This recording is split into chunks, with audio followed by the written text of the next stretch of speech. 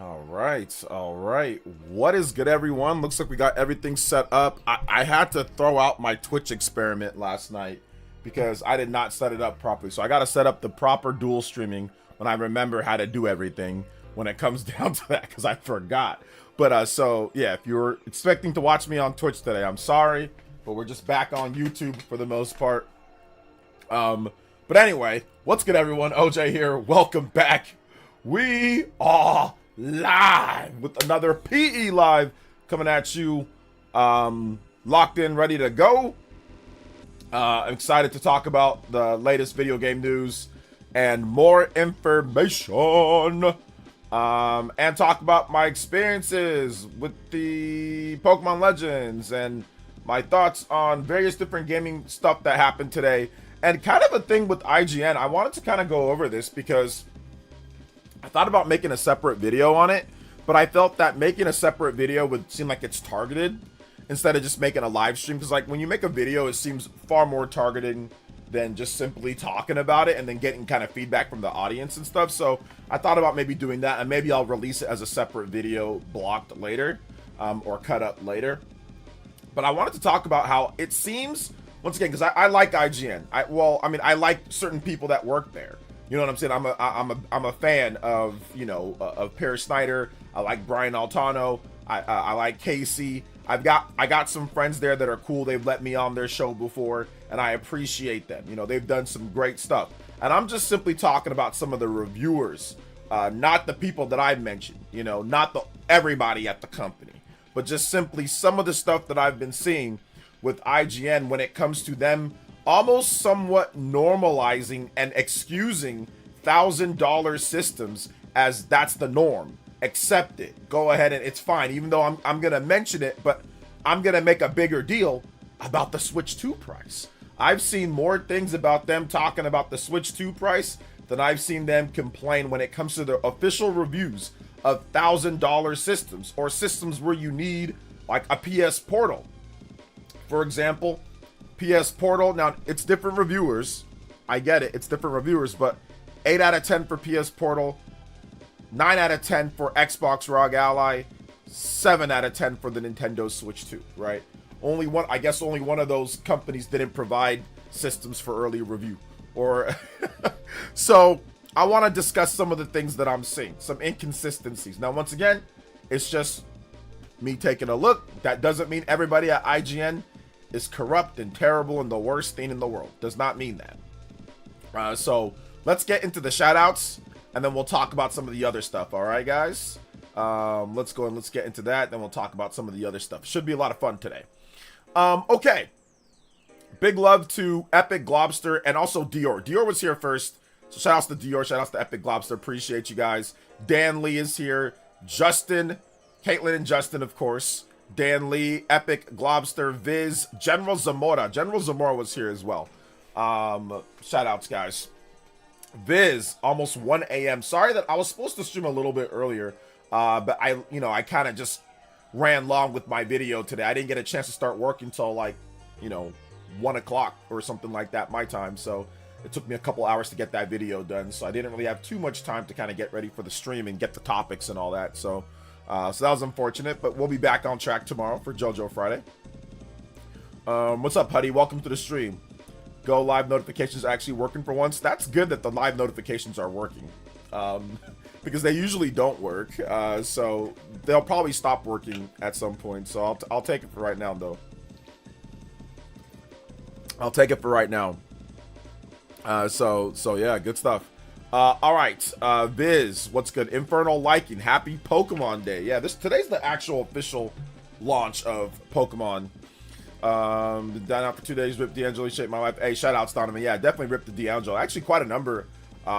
Ace from the Kiss band. He also passed away recently. Also, Tomonobu Itagaki, legendary Japanese game producer of the Ninja Gaiden reboot, Dead or Alive, and the immortal Devil's Third.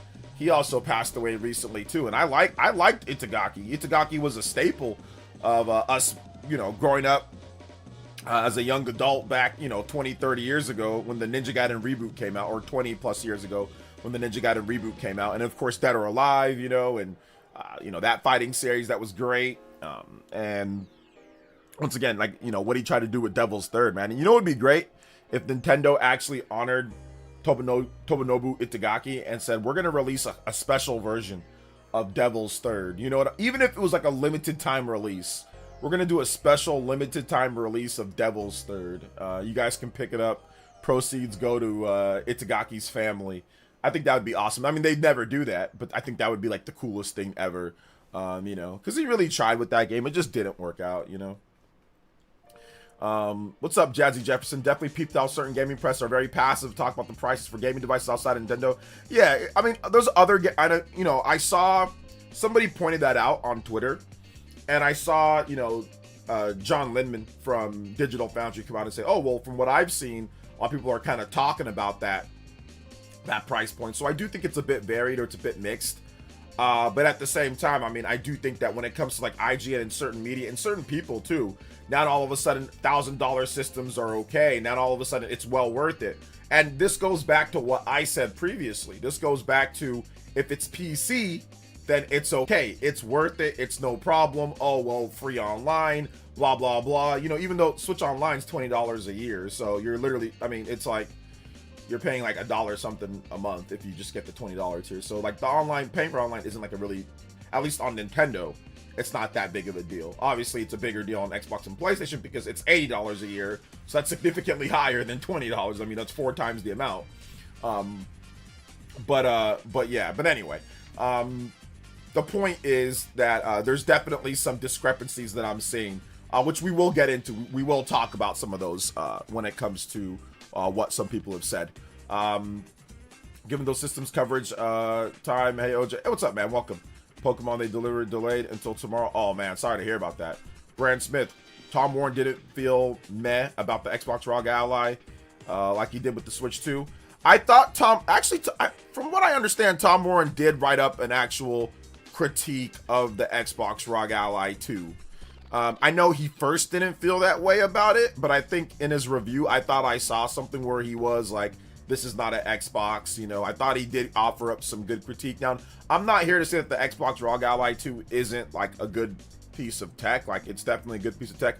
What I'm here to talk about is, like I said, the normalization of $1,000 systems. And because it's PC, it's okay. Like, once again, PC master race nonsense, which, you know, to me is silly, because if you're looking at it, because people talk about, oh, well, you have a library of games. Okay, well, Switch 2 has a library of games as well. Like, you can play all your Switch 1 games, which are a lot of games. And it doesn't have the games that you can buy, but it does have emulation dating back, you know, a number of, you know, pretty much every system, every mainline system.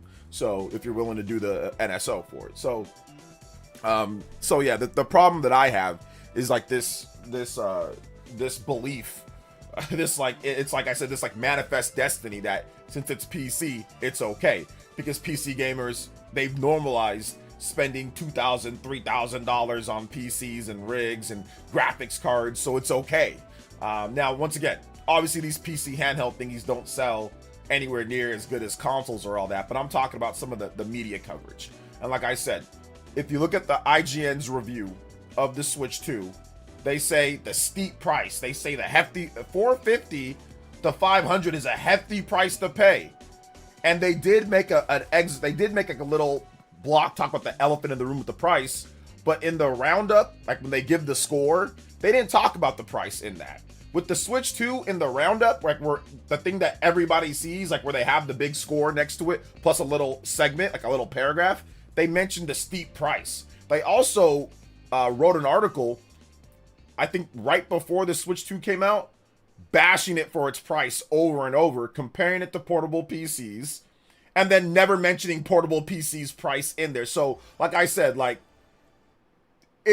there's starting to be a pattern. Like, you don't not mention portable PCs price and that not being a problem. It was some writer, she was like, oh, Switch 2 has to deal with portable PCs. And she complained multiple times about the price of the Switch 2. This is an IGN article that they approved, okay? Multiple times. She said $450 steep. It's a steep price. Oh man, compared to her ROG Ally and $80 games, which isn't even true. I mean, there's one game that's 80 and it's in the bundle for 50. It's in the bundle for 50, and she never mentioned that. All the other games are not that. They're normal price, so there's discounts. So there was also that. but whatever. So you have that segment where they say it's too expensive. The review that comes up, it's too expensive. It's a steep price. But ROG Ally, oh, it's well worth the price. Yes, but it's well worth it. Oh, we're not going to mention the portable PC's prices in that article that they wrote right beforehand with that one lady. So that's the issue that I have. Like I said, that's a little bit, that's not a coincidence that they justified the price. They didn't mention the portable PC prices in the write-up that they did, basically saying, who cares about, so I don't need a Switch 2, they gotta contend with this. So that's the problem. And like I said, they never mentioned the portable PC's prices in that original article. Now, in the review for ROG Ally, they did. They did mention the price, the elephant in the room. But once again, in the actual excerpt for like what everybody sees, the 9 out of 10, they did not mention price. In the Switch 2s, they gave it a 7, which is stupid. It's not a 7. I don't know why it's not a 7. They gave the PS Portal an 8, but 7, and then the price was a problem. Steep price. Like I said, Portal 8, it's a streaming device. It barely, at the time that they reviewed it, it didn't even work without a PlayStation 5. The Portal only works if you have a active sub to the PSN to where you can stream games to it by, I think you can stream games straight off their server now at this point, but before you couldn't. But even then, you still need the $80 plus PS Plus active sub. So at bare minimum, if like, let's just say you don't even have a PS5, right? Which is silly, but you still got to pay the $80 or whatever to even access the games on there. So it just keeps, the cost just keeps on paying, keeps on racking up. And then it's $200. Now, how most people use it would be to stream their PS5. So it's a $500 system, or if you got it for $400 or whatever, or a PS5 Pro for $700, whatever. If you add it up, it's definitely minimum, right? $600, $600 to $700 for that full experience in terms of streaming, to get the portable experience and all that. They justified that. It's okay. 8 out of 10. But the system that gets you the TV experience, the docked experience, the full backwards compatibility, the cheapest online for consoles, that's the steep price. Oh, steep price is too much. Like I said, I'm seeing some inconsistencies. And it's not just opinion. It's like factual stuff. Yes, it's factually cheaper for the online play. Yes, it's factually cheaper it's factually cheaper than the other systems. It's like these are some of the, it factually comes with a dock when these other systems don't come with the dock. You got to pay extra for an Xbox ROG Ally dock. You want to get that, you got to pay extra for, or you got to get the cables or plug it in, whatever the case is. But if you wanted an official dock, you got to pay extra for that. So that's the issue that I'm having. I'm seeing way too many inconsistencies when it comes down to some of these things. IGN in particular, but I've seen it from other people, and I've also seen it from gamers that are justifying it. But once again, you don't know who these people are. Some of these guys probably don't even play video games. They just think PC best, greatest thing ever. So yeah. Hey, what's up, Mr. Davis? Welcome to the stream. What's good? Let's see here. I'm very well aware that they're different products, Mojave Knight. I'm actually 1000% aware of that. But IGN is the one that compared portable PCs to the Switch 2. But I'm aware. But they're the ones who did that first. So if they're going to be doing that, I'm going to be holding them to that standard. You see what I'm saying? It's not, oh, well, they're different products when it comes to price. Oh, well, they're the same product when it comes to competition and people have the option. See, you can't have your cake and eat it too. You either compare it and say that it's comparable and they have to worry for it as a competitor like IGN did, or you don't. There's not like, oh, well, sometimes I'll compare it and sometimes I won't. So once they already make that comparison and they start pitting it against each other and all of that, then you got to start holding them to that. You got to start saying, okay, well, this is their opinion on that. For the most part, this is what they think. They bring it up all the time when they talk about, Switch or portable, like they bring it up all the time. So it's one of those things to where it's fair game, in my opinion. So yeah. Do you think there's some actual awareness at IGN that they're doing this, or do you think it was a mistake? I think it's not done. Like I said, there's a lot of people that work at IGN, but I think that there's definitely a lot of people who have that same feeling of PC best, better than everything else. So it immediately gets extra points because of PC. I do think that there is a little bit of that at IGN. If it's PC, automatically gets points above. The problem that I have with the 9 out of 10 as well is that if you go into some of the other reviews of the ROG Ally, there seems to be some glaring situations. Well, it's called Xbox ROG Ally. Well, if you have an Xbox already, like an Xbox Series, which is in the same current timeline that we're talking about here, the Xbox Series isn't an old system, so I wouldn't expect the Xbox ROG Ally to, you know, play all of your old, I don't know, original Xbox games. But I would expect there to be more compatibility and more, like, in terms of taking over natively your Xbox games. And it can't do that, obviously, because it's a PC thingy and not an actual real coded to the metal Xbox. But I think that the issue there is that sometimes some reviews downplayed that. I don't think Tom Warren's did. Tom Warren's didn't do that, but some reviews did do that. So there was an issue there. But once again, it is what it is, right? I'm simply just pointing out some of the things that I see, the inconsistency, really. Like I said, and it's not to knock IGN. I think IGN's a great, website. They do great things. Obviously, they've been around. If it wasn't for IGN, I wouldn't be doing I don't think I'd be doing what I'm doing at the level that I'm doing it, because I really I loved their podcast from back in the day. I loved, Matt Casamassina, Mark Bozon, and Craig Harris, and those guys, and they were great. They were great. They were really cool, and they helped inspire me. So I'm not hating on that. I'm just saying, like, I'm just noticing these things. Like, I'm calling a spade for a spade. I'm seeing some double standards here when it comes to pricing, when it comes to, things like that. Like, I'm seeing that for sure. Let's see here. And people keep on yapping. Media has a bias towards Nintendo. I mean, yeah, that's completely. Listen, let me tell you guys something. Gamers, for the most part, like when it comes to certain things with Nintendo, even if the other thing is almost completely in the wrong, gamers will take the side of not Nintendo, of not big corporation, which is fine, and I get that. I watched the documentary from The Gamer from Mars, and there was a girl. Her name's Digital Princess now, but her name was Poke Princess, and I remember this just briefly when it was happening in the late 2010s, early 2020s. And essentially, she's obviously she's a OF, she's a 304, whatever you want to call her, right? And a self-admitted one, okay? And she does all that content, adult entertainer, whatever.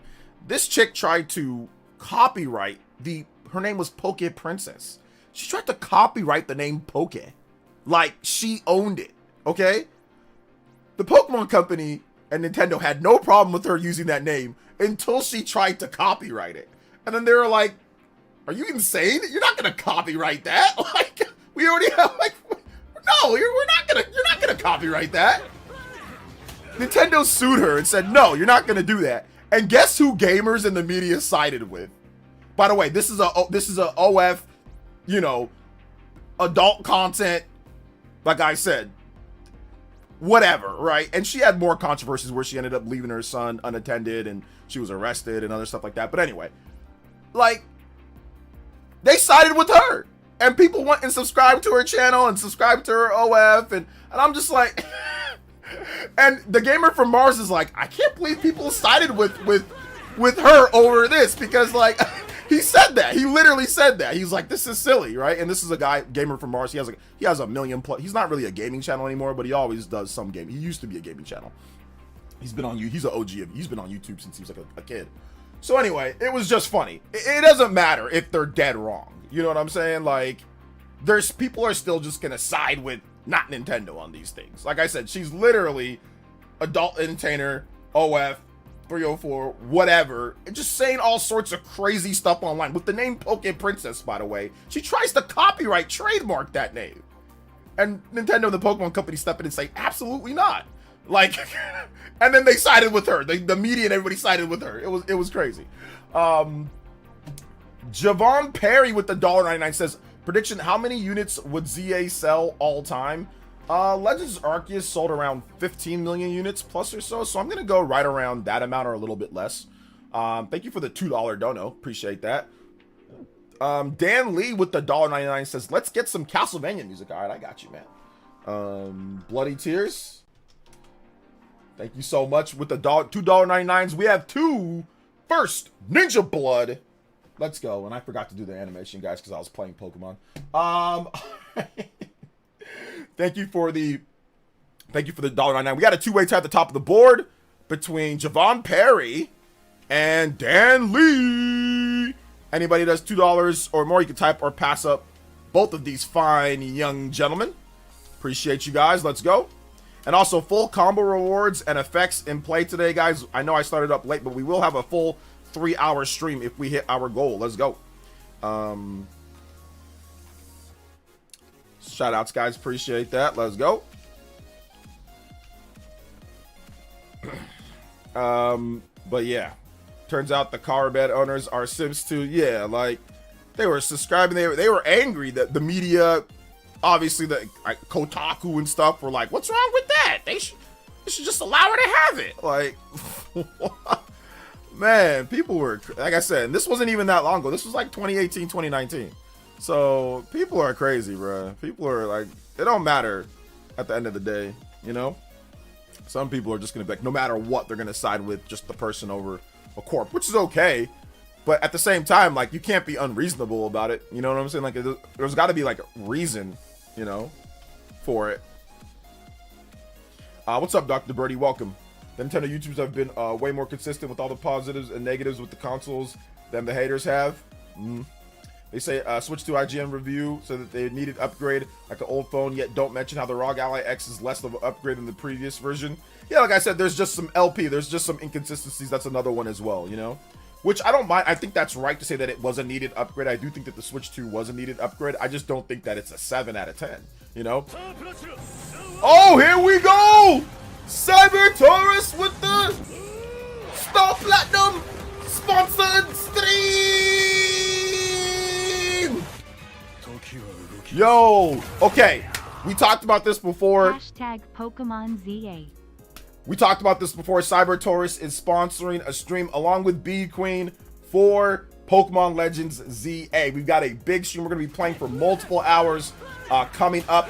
I think I want to set that for Cyber Taurus. I don't know if you're going to be good on Tuesday. I think a Tuesday would be good to set that up this upcoming Tuesday. So we're already on today. What's today? Today's Thursday. So I think Tuesday would be enough time to promote it. We're giving away 2 copies of the game as well. Plus the copy from Bead Queen. So that'll be 3 copies that we're giving away. I'm going to start promoting it tomorrow along with all the other giveaways. I'm going to have a big video discussing that, face cam and all that. So should be great. Shout outs to, once again, Cyber Taurus for that one. That's awesome. So I appreciate that, my man. Thank you so much, dude. I appreciate it. You know what? Whew. Like I said, I think you did it. Did you do too much? Anyway, I don't even know what's to put on here because I know he paid for the sponsor time plus copies of the game. So yeah. Shout outs to Cyber Taurus, man. Holy smokes. That was the Star Platinum of Star Platinums right there, man. Shout outs to you on staying consistent. Thank you, man. I appreciate that, LP. Also, Carlos Hernandez. Big love to Cyber Taurus. Let me get that on the board here, guys. Yeah, okay, yeah. He did the right amount. Cool. I just can't count, so I gotta calculate. Shout outs to Cyber Taurus, though. Seriously, man. I appreciate you, fam. We're gonna get an awesome stream. We got new animations, and I'm gonna get these donos in just a bit from you guys coming through. LP, Carlos Hernandez. I'm gonna read that off in just a bit. We got giveaways for that. We got new animations. Everything's gonna be set up. I think, like I said, Tuesday might be a great day for that. So yeah, that should be good on that one. Okay, there we go. All right. Shout outs to Cyber Taurus. Appreciate that. So yeah, if you want to win a copy of the game on either Switch 1 or Switch 2, we'll just buy the Switch 2 version because the Switch 2 version even works on Switch 1. So we'll just get everybody Switch 2 versions, whoever wins. So you don't have to. So if you get a Switch, even if you don't have a Switch 2, you can still play it on there. So shout outs to Cyber Taurus, man. Appreciate you, fam. Big love, big love. Hopium that I win a copy. Yeah. Come through. If you're an Elite Ninja, you're gonna have a much better chance at winning the copies. We're gonna have at least a 2 to 3 times chance of winning the copies. So yeah, definitely come through. And once again, thank you for Cyber Taurus as well. For this, like I said, man, it helps out a lot, so we don't gotta worry too much about the YouTube algorithm because the YouTube algorithm is trash unless you're saying Nintendo's the worst company ever. You know, or arguing against people that are saying it's the worst company ever. So at least for Nintendo content creators. Shout outs though, man. Appreciate you, Cybertaurus. Let's get these other people in though. Big love to Cybertaurus. I gotta hold myself back, man. I appreciate you, fam. You're the homie. You got everybody here. You guys are all, like I said, goated, man. Like I wouldn't be doing what I'm doing without you guys. So thank you. I appreciate that. I appreciate it. Let's do it. Tuesday? All right, let's do it Tuesday. So Beat Queen, Beat Queen, will you be able to be here Tuesday too? Is Beat Queen here? LP, thank you for the $1.99 once again, man. Carlos Hernandez with the 5 says, if you really want a really good example of gamers not siding with Nintendo, they are the only company I see people openly to pirate their games. Yeah, I think that's a good example because obviously, you know, people have some issues. I mean, there's reasons why they say that, but I think that for me at least, the worst example, like is the whole Poke Princess thing. They got mad, literally a 304, literally an OF person, like literally a lady that ended up leaving her kid wandering around in the streets. You know what I'm saying? That, you know, it was like a disaster. Like if you look at her Twitter page and what she was saying, it's a disaster. Why would you want your name to be officially trademarked and her to have that official trademark, and then people can think that they're associated with the Pokemon company or Nintendo is associated with the 304. Like, that's insane, right? Like, and people were like, no. Like I said, in extreme sympatry. Like, it's like part simp, part race car bed, part like, let me be careful here, part moron. You know what I'm saying? Like, all tied in, like, and then like, what's that ice cream that has 3 different flavors? It's like, is it Napoleon or something like that?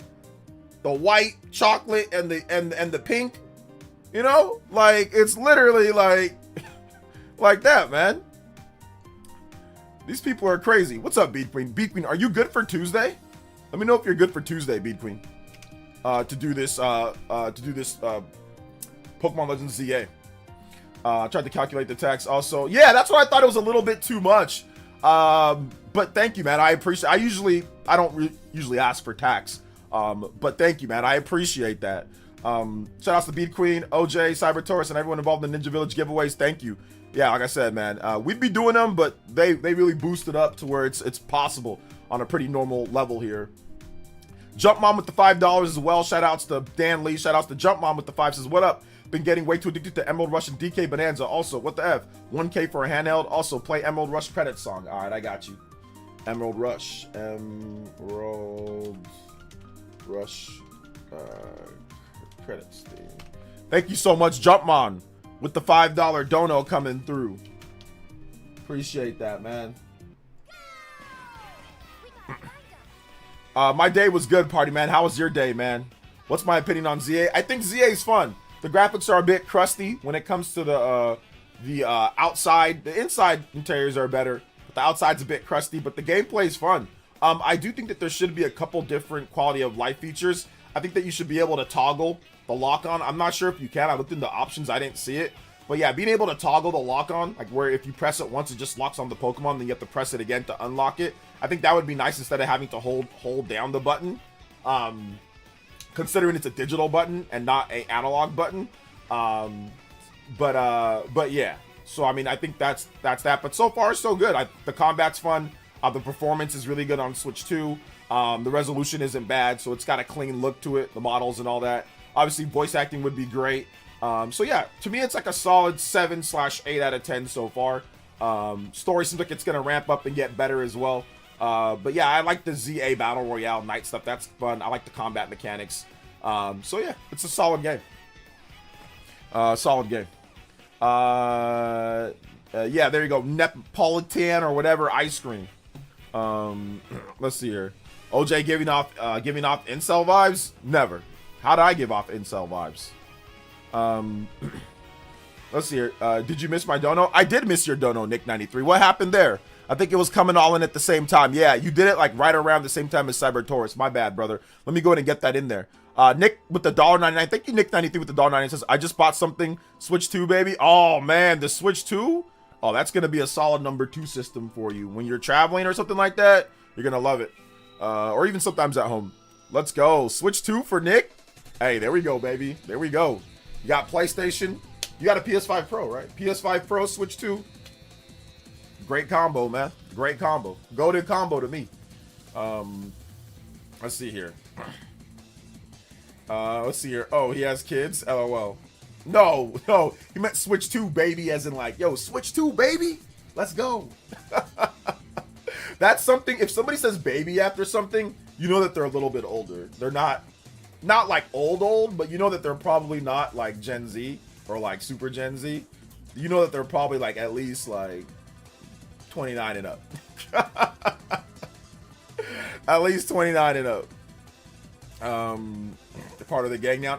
Eventually, everyone's gonna get one, man, for the most part. That's what I always say. I'm like, even if, like I said, I think sales are probably gonna dip a little bit with the September just because there wasn't any games, but now you got Pokemon, now you got Donkey Kong, obviously you got Mario Kart World, you got Hyrule Warriors Age of Imprisonment, you got Metroid Prime 4, which I think that's going to be a huge one for core gamers. You got Kirby Air Riders if you want that. The next year you got Fire Emblem, you got Yoshi, you got a bunch of games. And then there's going to be other games coming out as well. So yeah, there's going to be a lot.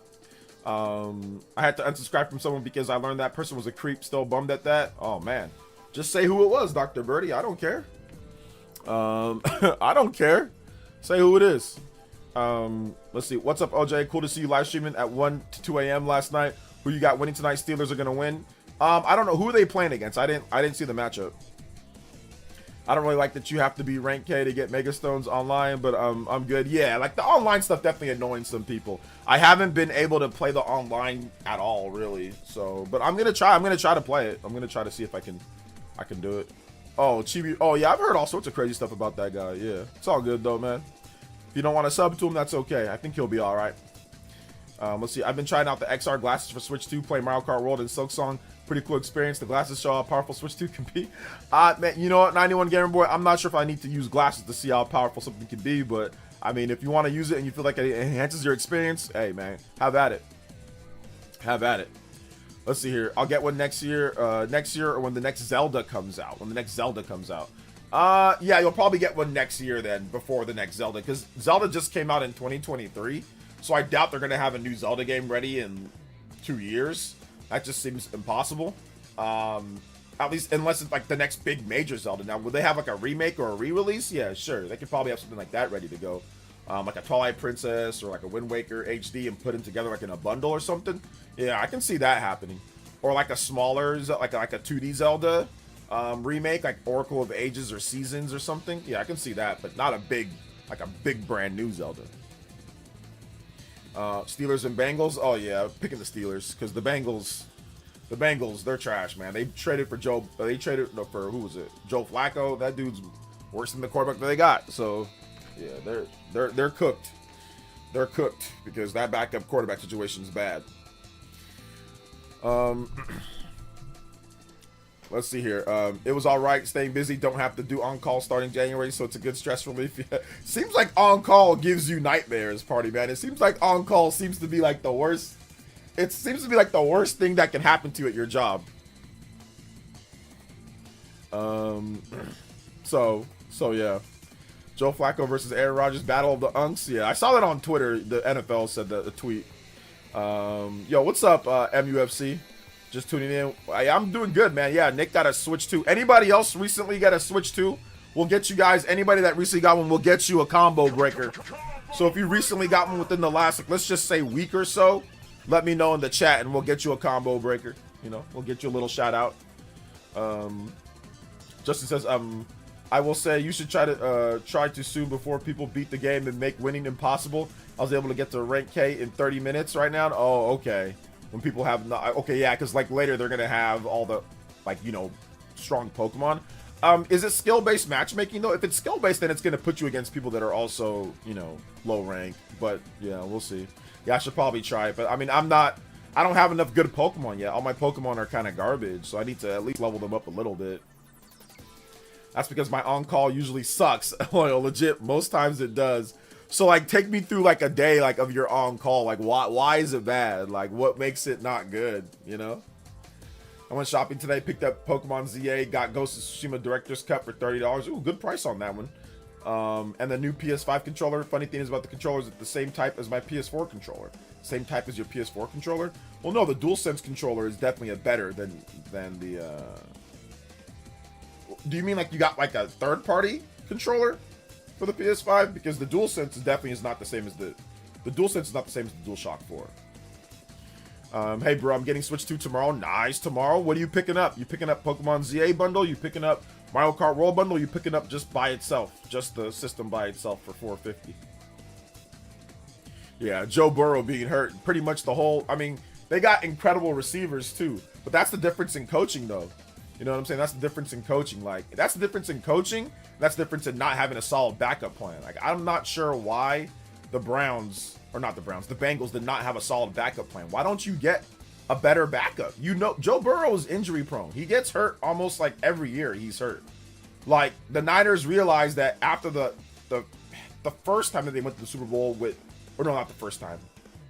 The time that they got, like, the Eagles, when the Eagles made it to the Super Bowl and lost to the Chiefs, what's it called? Like, all their quarterbacks got hurt. So the Niners realized that they have to have a good backup quarterback. So then they had Sam Darnold, they had Mac Jones, but the one year that they don't have a good backup quarterback, what happens to them in the last 3 years? Last year, they did not have a good backup quarterback. That dude was trash. Brandon Allen, garbage. They lost games. This year, they got a good backup quarterback with Mac Jones. They're doing okay, you know, with him filling in. So you got to have a good backup quarterback, especially if your guy's injury prone, you know? Let's see here. Puts all your Pokemon at level 50, not skill based. I got cooked by A rank trainers. Oh man. Yeah, I gotta level up my Pokemon then. If it's not skill based then I'm just gonna level up my Pokemon and go in, like, you know, when I'm loaded too, you know. To be honest, I don't even really care about all the Mega Evolutions though. I don't even really care about that too much. But yeah, I'll definitely play though, for sure. What's up, Zelda 2027? So you think Zelda's coming in 2027? Okay. I pre-ordered Final Fantasy VII Remake. It's $40. Couldn't believe it's coming with the MTG. Yeah, Magic. Yes, it does. Yep, $40. It's a good price. What's up, Kriosa Bomb? Welcome. Did Mike Ybarra say anything about Mute Xbox ROG Ally Mute launch? The Mute Xbox ROG Ally Mute launch? He might have, but I didn't see anything. But yeah, once again, I mean, he's allowed to have his opinion. I mean, no matter how good or bad he is. He was a former executive at Microsoft, so yeah. What's up, George FT? Great stream last night with ZA. Yeah, sorry, the reason why my stream wasn't live with ZA because I didn't have it put underneath any of the things. Because I tried to restream, so I was on Twitch as well. So that's what happened there. It's a camo PS5 controller, and I have a camo PS4 controller. That's why I said it's the same type. Well, it's not the same type. That just means it's the same color scheme and all that. But it's still a PS5 controller. So, just yeah, same color scheme, same design. Not the same type. Type is like your DNA, like what it is. Color scheme is completely different. You know what I'm saying? Like, you can have like a different color scheme, but it's the same type controller. Or you can have like a different type, but the same color scheme. You see what I'm saying? So that's why I got mixed up. Because the type PS4 and a PS5 are two different types of controllers. Those are not the same type of controller, in my opinion. I didn't get the ZA DLC yet because it's not out, so there's no point in getting it right now. About my YouTube channel, do you know what negative would bring all Nintendo people together? What should I do? Just talk about what you like about Nintendo, Mr. Davis. You know, just be fair and be honest. You know, and be yourself, and you'll bring people into the channel. Multiple clients, server, networks, equipment going down, several calls that span most of the day, earliest of the mornings to latest of nights. LOL, midnight call. Once had to go on site. I'm sorry, Party Man. Oh, why am I laughing at your face? Party Man was sleeping. This man got up.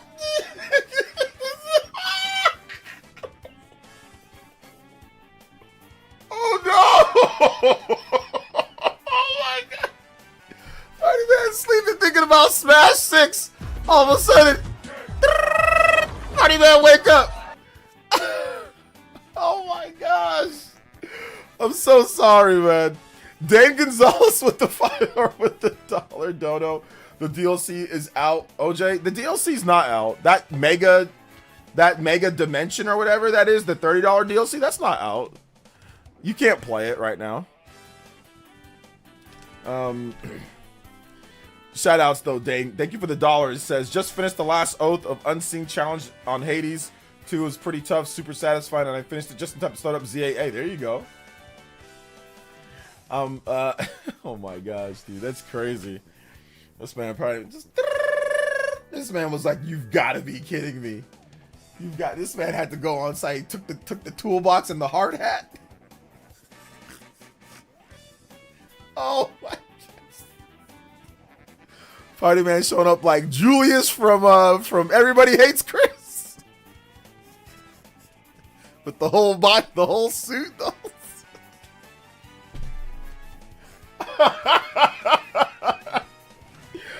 Oh my gosh. Oh my gosh, that's so funny. It's not funny, but it's not funny, Party Man, but it's funny. Like, it's not funny if it happened like yesterday, but it's funny that it happened at this point, you know? Like, it's funny now at this point. So yeah. I do reverse rage bait with Nintendo hate channels. I comment on their channel simply saying the Switch 2 is incredible. The replies be crazy. They commenting for days coming at me. The reverse rage bait is always a way to get people to be upset at you. Like, for example, I did like sarcastic rage bait as well. Somebody put up a thing like on Twitter. Somebody put up a post, some bongo guy or whatever. He put up a post saying, yeah, Nintendo always treats their customers like crap. They've always done that. So then I put up a tweet. Oh, snap. Yo! Yo! Cyber Taurus again with the Party Man beatdown. Yo, we haven't had a raw Party Man beatdown in a while. Yo! Cyber Taurus, you didn't have to do that, man. But I guess yes. Couldn't resist. This animation just felt right. It did. That was Party Man there. He was just getting cooked. That was Party Man at 12 a.m. getting up because somebody tripped over the cord. You know what I'm saying? Like somebody tripped over the Ethernet port. Somebody tripped over the Ethernet port. So Party Man had to wake up. You know, Party Man had to wake up and be like, "Yo, what happened here?" So I appreciate you, Cyber Taurus, extending the Hokage. Oh my gosh, crazy Hokage breakers. Let's go ahead and let's do this. We haven't been doing this. We got to get this done. That limit break is absolutely a thing right now. So let's go ahead and pop one of those. Yeah, go ahead. Tell me the full story. Go ahead. I would love to hear it. I would love to hear the full story. That would be great. Getting the Pokemon bundle. Let's go. Yeah, Nintendo sent me a code via email after you bought it. Oh, okay. There you go. I don't engage or reply back. Silent treatment for the trolls. Yeah, but I mean, like, real quick, I'll show you guys the tweet that I had, and I thought it was hilarious. This tweet got people really, really upset. Not really upset. Actually, I did not really, because it was actually something where I thought I was gonna get quote tweeted a lot, but I didn't. You know, I didn't get quote tweeted. Oh, and I definitely ratioed. I got the ratio too, guys. Let's go. I got the ratio on him. I got the ratio boys in the house. So the original tweet was, you know, from this guy, Ray, who follows me. Shout outs to Ray. It says, why do YouTubers be straight up lying? The rise and fall of Nintendo. And then he just shows, they haven't fallen anything. They're selling pretty good. So then this bongo dude was like, when people realize that Nintendo has always been an ishy company when it comes to how they treat consumers. Always. So they've always been. So then I wrote this. Microsoft and Sony treat their customers so much better, in my opinion. This is just complete sarcasm, obviously. Who doesn't like $800 systems? $1,000 Xbox PC handhelds that can't play all your Xbox games. Massive price hikes on Game Pass. $750 Pro Systems sold with $80 disc drives and $80 per year minimum for online play.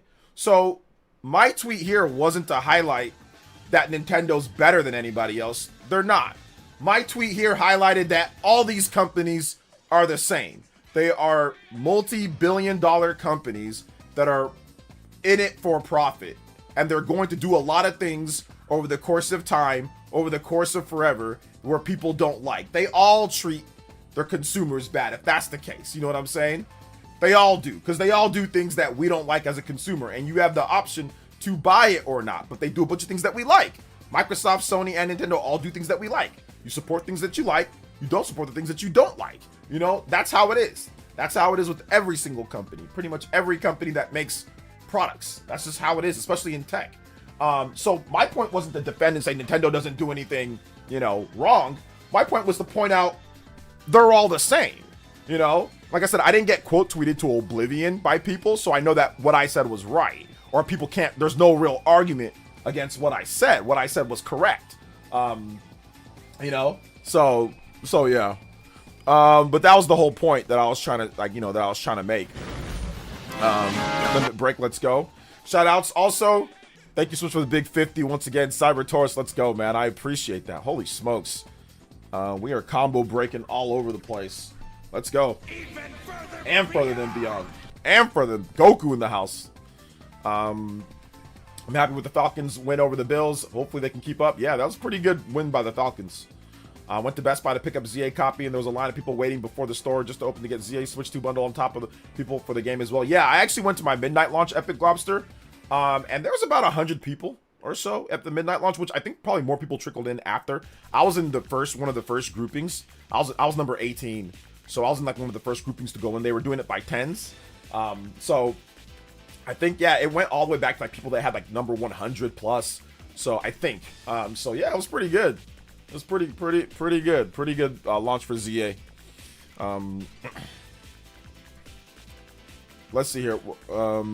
If they created more mature games, would it be understandable? It has nothing to do with mature games. It just has to do with people that are just angry about, like, it's just, people are just get angry about stuff. It has nothing to do with mature games or not. I think if they put more of their games on PC, this stuff would disappear. So Party member 5? On late Saturday to Sunday, a couple on calls ago. Was putting my time in, about to go to bed near midnight. Get call about network going down. On the phone until 4 a.m. trying to resolve. Had to go on site 1 hour away from home. No sleep lol. Oh my gosh. Yeah, man. Like when we talk about having a mental health crisis here in the US for men, this is it right here. This is the type of stuff. It's good that you're young, party man. Because if you're older, you might have just quit. Like me, that's something that's like a quittable offense, even though I would need the money and I needed to take care of myself and my family. That's still like a quittable offense for like an older person like me. But you're young, so you can deal with it, you know? But mental health being bad, this is one of the reasons why because stuff like that right there, you know, stuff like that is just like, come on, man. Like, that's insane. Absolutely insane. Shout outs to Party Man. Thank you for the $5 dono. We are out here. Combo breaks. Thank you, man. I appreciate that. Let's go. $450 for a lockdown Nintendo or $1,000 for a PC. I'll take Nintendo. There you go. I think that having the backwards compatibility is also big, and I think that Nintendo probably going forward, they're probably not going to. They're gonna keep doing backwards compatibility. I don't see Nintendo dropping like Switch 1 backwards, like Switch 1 games. I think they're going to keep it going as long as they can. Because I think in today's day with the connected world, unless the Switch 2 goes for a really, really, really long time and they can get most, if not all of their Switch 1 games, like easily downloadable or playable on the Switch 2, I don't see them dropping even Switch 1 support, like even afterwards. What's up, Matt? People are hyping up the ROG Ally are kind of funny, showing themselves playing Spider-Man 2. Imagine paying 1K to play the game at 20 to 30 FPS. Yeah, that makes no sense to me, Nick93. That makes no sense. Like, if you want to play Spider-Man, you know, obviously it's on PC. But if you want to play Spider-Man, just play it on PS5. I mean, I guess, yeah, the portability factor of it, that's true. But, I mean, you know, I don't think it's worth buying a 1K thing to play it portable. When if you if you want to play it portable, you can buy it $200, you know. And you know me, I don't like the PS Portal, but I'm not spending 1K to play it at, you know, 30 frames per second. I'd rather just buy the $200 and play it. If I need to play it portable, I'll use the Portal for it. If I have to play that game portable, which I don't even think that's really a portable game, to be honest. It doesn't really feel like a game that needs to be played portably, considering like the long cutscenes and the structure of the game. Like, you know, there are smaller missions and things to do, but not really. Like, a lot of the missions take some time, and like I said, cutscenes and talking and dialogue and things like that. So, and it's not a grindy RPG, although there are some grindy aspects to it. But yeah, that doesn't make sense to me. But hey, it is what it is. Yeah, back compatibility for Switch 1, it was really important. For Switch 2, it was really important to have it. For Switch 1, it wasn't important because nobody bought a Wii U. So most of the games they brought over from Wii U to Switch 1 most people didn't even play them anyway because they didn't have a Wii U. So the backwards compatibility wasn't as important there. Plus, it was impossible because Wii U disc, obviously. Party Man with another Ninja Peach. Let's go. 1 hour drive there just to turn on a device back on, by the way.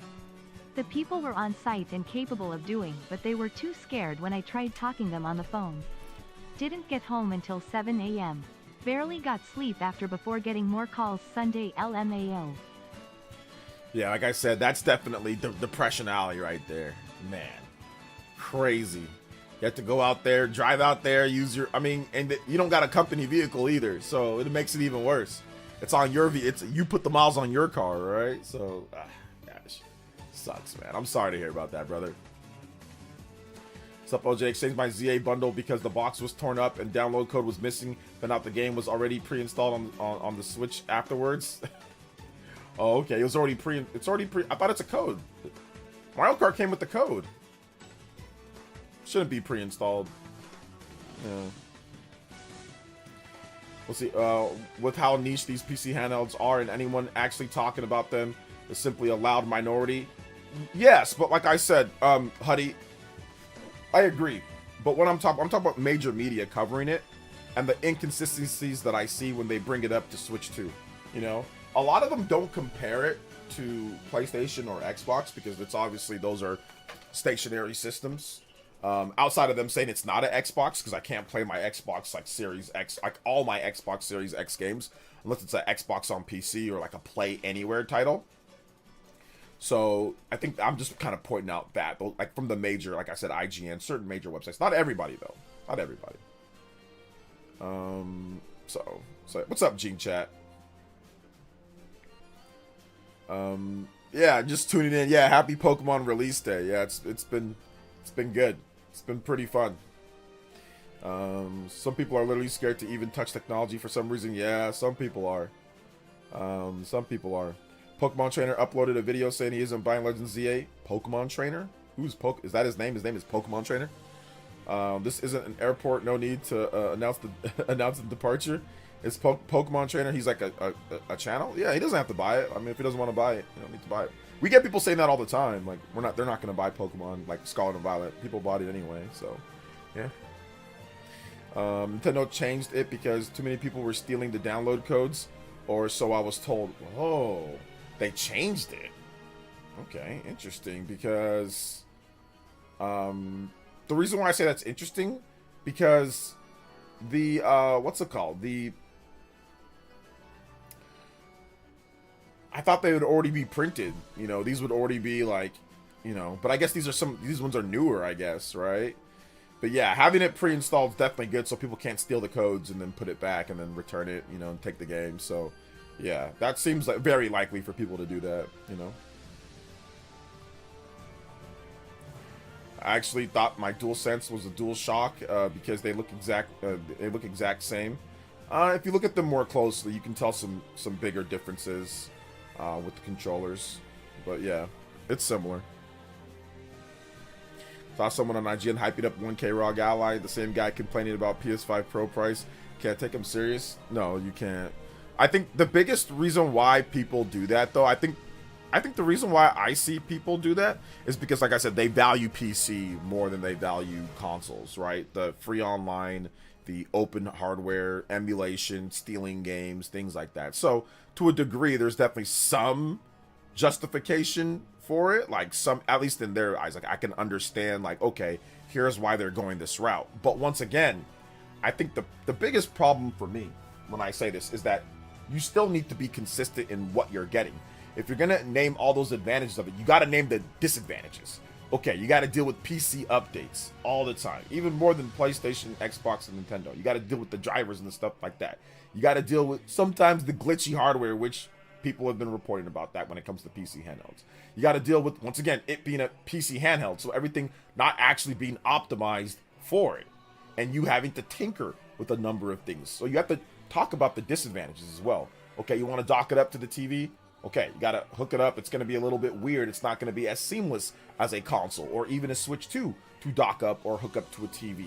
You know, so these are all things that they'll name all the positive and the benefits, and then they'll say, oh, well, I don't want to talk about the negatives or the things that aren't so great overall. Some people, not everybody. So yeah, that's my thought process at least. Nintendo, okay, I already read that. Shout outs to Matt with the Tune-In tier pledge. Hey, yo, let's go. Yo, the Elite Ninjas. We can't drop below 400. Let's go. If you want to become an Elite Ninja, like my man Matt, you can definitely do so. And it's only $1 to become an Elite. So if you like my streams, you want to support that way, you can. ! member. But if not, you're still here. I still love you. Ask me questions. Talk about video games. But yeah, ! member. Shout out to my man Matt. Welcome back to the Tune-In tier squad. Hey, yo, let's go, man. Appreciate you, fam. No fiddling or messing around with resolution or other settings per game. That's what I'm saying. Like, all you have usually is like a quality or like a performance or like balance. Like, you have like 3 settings. So, like, for me at least, it's one of those things to where there are going to be things like you got to name like the positives and the negatives with it. Listen, I tried to be PC gaming for, you know, for a good, I tried to be PC gaming for like a good, I would say like, gosh, how long did I try to do PC gaming? I tried to do PC gaming for a decade plus. I tried to do PC gaming. I was like, yo, PC gaming, I'm gonna try it from around 2015. That's when I was like, okay, I saved up some money. I tried to do PC gaming. 2015 all the way to 2022. I bought a new gaming PC 2022. So, well, that's not really a decade, is it? 2015. Yeah, that's not quite a decade. Well, no, I bought a Steam Deck in like 2024, right? 2023. So yeah, and I sold it this year. So I tried PC-ish thingies for a decade and it didn't work for me. Shout outs to Alan E with the 5 gifted members. Let's go. He's making sure he's answering the Elite Ninja call. Let's go. Yo, he's like, if you guys aren't gonna do it, I'm gonna drag you guys to this place. Yo, big love. Thank you so much, Alan E with the $5 dono. Let's go.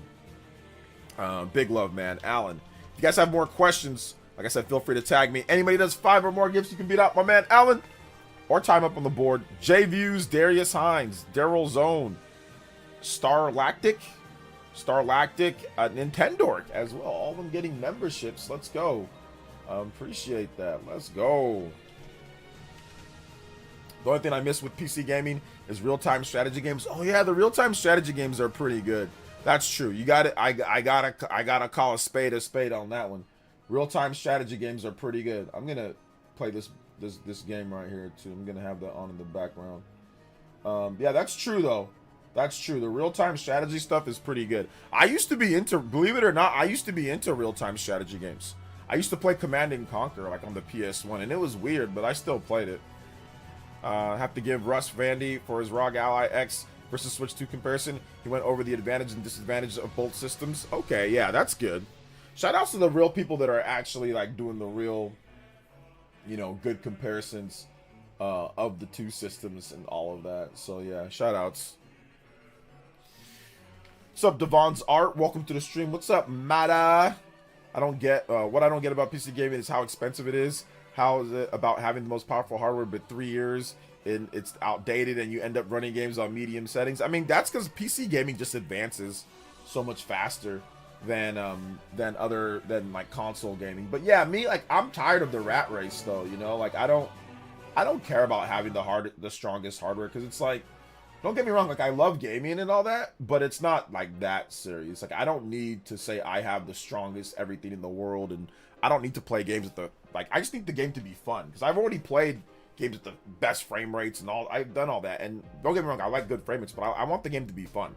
And plus, there's time. Like, I just don't have time to be sitting there playing everything, so it doesn't really matter to me overall when it comes down to some of this stuff, you know?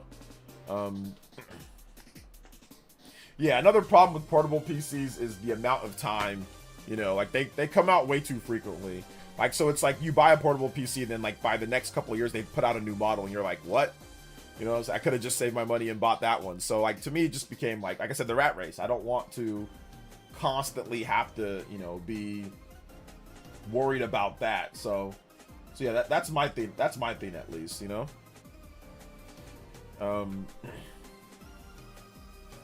Unless you buy all your games on sale, all the games cost the same at launch, but you pay triple the price for the entry and cost different and takes years to add up. I mean, like I said, I think that depending on how much you game, right?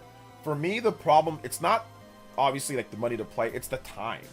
Like, we all, like, as an adult, you accumulate so many games, and like, and yes, I want to be able to play a lot of games and all that, but there's just not enough time to be sitting here and buying a bunch of Steam sale games. Like, I tried that. I bought so many Steam sale games, and I'm like, great, I have so many games. But now it's just like, okay, so what? I have all these games, you know? So what? It doesn't matter, because I have so many of these games already. So it became more about just really putting aside time for the games that I really, really, really, really want to play, and not about me just saying, oh, well, I got the best deal on 5,000 games on Steam. You know, I don't have the time to play the 5,000 games that I'm gonna buy on Steam for $3 a piece. You know. Shout outs to Huddy with the membership for 53 months. This is, what are your first thoughts on ZA? I'm still very much on the fence, but what is your opinion and value? I can get some Skies music. Yeah, I can get some Skies music for you. I think it's pretty good. I think it's a solid 7 or 8 out of 10. I like the combat system. I think it's fun for what it does. I like the battles. I think like the combat, the battles, those are great. I think the music is really good. Obviously the performance is good. The 60 FPS is good. Not so good. Obviously no voice acting. Graphics could be better for the environments. City setting is okay. I gotta see more of the wild zones and all that. The ZA Royale stuff is fun. So to me, it's like definitely some positives, some pros, and some cons. So like I said, yeah, like right now it's looking like a 7, 8, solid 7 or 8 out of 10 for me. But once I finish the game and I see all the story and all that, then I can give you like an update when it comes down to that. So thank you for the 53 months. Command and Conquer 2 is one of my goats. Yeah, it's awesome. Shout outs to Roger Enyart with the $10 dono. Hey yo, let's go, man. Yo, you guys are out here tonight. Cyber Taurus and crew party, man. Nick93, all of you guys, Jumpmon, Dan Lee. Yo, I appreciate you guys, man. Thank you so much. You guys help keep this thing going, man, to where I can get my videos out super late and not worry too much that it's 10 out of 10 on my most watched for my last 10 videos.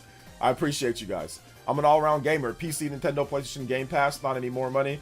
Play what you like, doesn't matter where you play. Yes, sir, I agree. I agree with that. Skies of Arcadia thing. All right. Thank you so much to Huddy and Roger with the support, man. I appreciate that. Let's go. Skies of Arcadia, one of the greatest games of all time. Let's go. JoJo also with that 10. Big love with the JoJo boys. Let's go and get that going as well. Shout outs.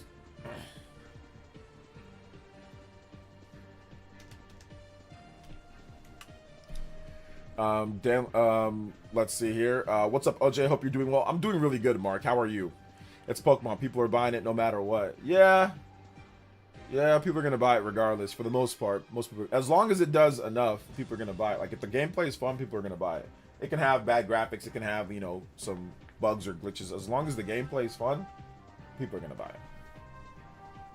Let's see. Will you buy a Switch 2 OLED, and will you buy it at launch? I mean, if they make a Switch 2 OLED, sure. I mean, we don't know if there's gonna be a Switch 2 OLED right now. So if they make one, yeah, I'll probably get it. I got a Switch 1 OLED at launch, so I'm pretty sure I'd get this new one because it'd probably have a better battery too. So yeah. Let's see here. Party Man says, I barely have time to play what I want because I'm usually drained during. That's what I'm saying. Like as an adult, if you don't have time to play, like if you have a lot of time to play games, then all this really matters, right? But if you don't have time, you're tired from working. I mean, I work in video games and I'm tired when I'm done working. Like when I'm done editing, my eyes are tired. You know, like my thought process. Like I want to go play with my son. You know, I want to go, you know, read to him and stuff like that. So I don't really feel like always playing games. So that's why my time is valuable. Everybody's time is valuable here. But like I'm not gonna spend it just playing a bunch of cheap games all day. Like I get it for people that obviously you don't have as much, or you just want the best deals or whatever, free online. I get that. I totally get it. But the problem is that there's not enough time in the day, and we don't live long enough. I think that's another problem. Like I said, if we lived for 500 years or even 200 years, then yeah, sure. And if the days were, instead of 24-hour days, we have, I don't know, like 36-hour days, and we live for hundreds of years, oh, absolutely. I'd probably buy way more stuff. I'd probably do way more. I'd probably try to play way more. But the problem is that we don't live for hundreds of years, and there's only 24 hours a day, and we're stupid humans, so we need to sleep for at least 5 to 8 hours per day, right? So that's the problem. That's the problem, is that the time is limited, you know? The time is limited. Once again, Game Pass is a perfect example of that. It's great that they offer all that, but I do not have time to be sitting there and playing through all the games like that. It's not like Netflix. Netflix, it's like, it's passive. Netflix you can do when you're dead tired, when you don't feel like doing it. You can just chill and watch a Netflix show. But with the game, you got to be paying attention for the most part. If it's a story-based game or whatever, you got to be paying attention. Like, you can't just be, lackadaisical with most, at least the games that I like to play, Unless like you're grinding in an RPG or something, So yeah, we kind of already went over some of the other, the IGN stuff, Ali, but we're just kind of talking about whatever right now at this point. So yeah. You don't want to tinker with settings after work. You want to play. Exactly. I don't want to tinker with settings after work. Like, I don't want to tinker with settings. I don't want to. I want, if I tinker with settings, right, Nick, it's going to be very simple. Like I said, I love my PS5 Pro for this. Like, this is one of the reasons, like, right now I've been playing a lot of Switch 2, but I'll get back to it because they're going to release Wolverine next year. And they're going to release Sorrows. I'm definitely playing Sorrows day one, and they're releasing Sorrows and they're releasing Wolverine. Those are going to be 2 day one games for me, right? So I don't have to. I just get my Sorrows, I put it in there. I don't like installing, but whatever, right? It's better than nothing. But I get my Sorrows, I put it in there. It's probably just gonna run the default settings at whatever. I don't gotta worry about nothing else. I don't gotta do NVIDIA, whatever. I don't gotta look and see or benchmark, like. And I did this with Black Myth Wukong. I bought it on PC. And I got a benchmark because I'm doing all this other stuff, and then I bought it on PS5, and I'm like, wait a minute, I don't even like this game, So I ended up wasting, how much was it? $140 on Black Myth Wukong.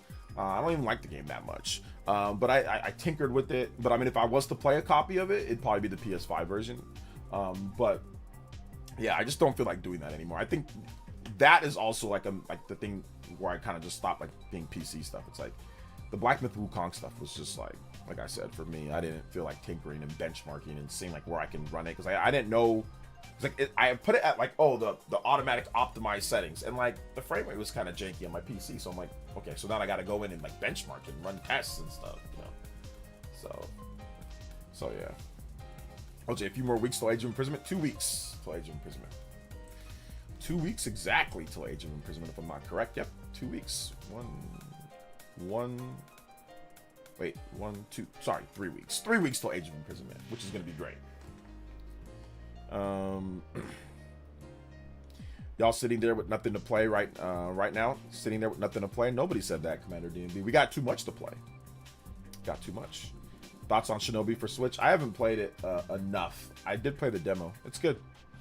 Having to Switch 2 and ignoring the ROG Ally is the best decision I made. There's no justification for $1,000 period. Plus, I hate tinkering. Had enough with this Steam Deck. Yeah. We sleep 33% of our lives. Crazy to think about it. Yeah, it is crazy to think about that. 33%, right? Sleeping. And if you don't sleep and don't get enough sleep, you're going to cut down the amount of time that you even have. So you got to, I have a Switch 2, PS5 Pro, VR, gaming, PC. Yep, I got all that stuff.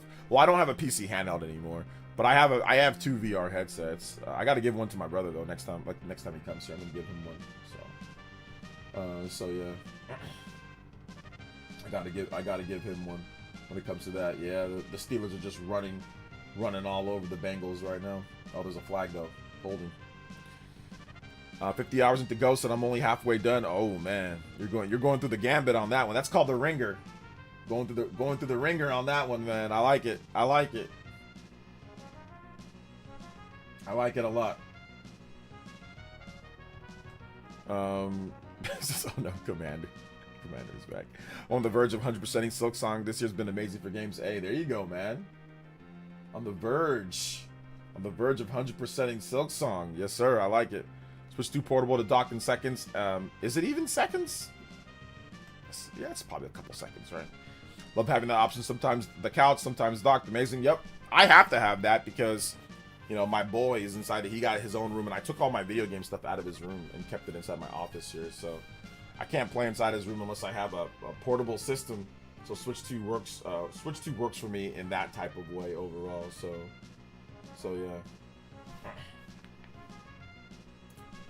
yeah. Let's see here. Someone showed the Xbox ROG running Final Fantasy VII Rebirth. It was horrible. The Xbox ROG running Xbox ROG, the ROG Ally X or the ROG, the regular one, running it horrible. The ROG Ally X, I don't know about that, right? Does it run it trash? I didn't see that part. I didn't see that part.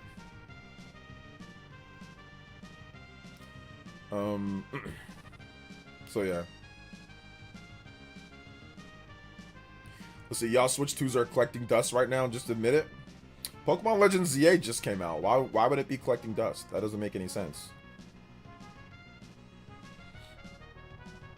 I'm playing the Devolver game. I'm playing the Devolver game just called Pitball while listening to your stream. It's pretty fun, laid back game. Yeah. Yeah, I've heard about that. Didn't they have that at the Nintendo Direct?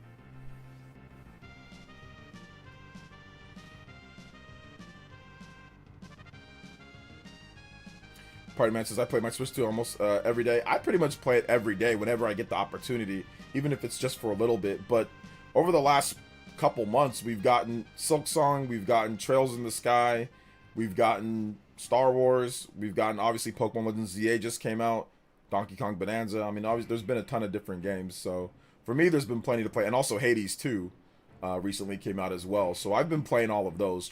I put 26 hours into Trails in the Sky. I've only put a couple hours into Hades. You know, I put 60 hours something into Donkey Kong Bonanza, and now I put like 2 to 3 hours already into Pokemon Legends ZA. So for me, there's definitely, my Switch 2 is not collecting dust. Whenever I go online, I see a lot of my peeps online, they're playing as well. Plus people online, when it comes to like the actual gamers, they're buying the games. We're seeing the sales numbers for Switch 2 games they're selling. So yeah, I don't know, man. So yeah, dog got buyer's remorse. You know, okay, he's just at this point, Commander DMB. He's just trolling at this point. Yeah, he's trolling. He's trolling. Let's see here. Currently building up my Switch 2 library. Yeah, I'm building up my Switch 2 library. It's not bad.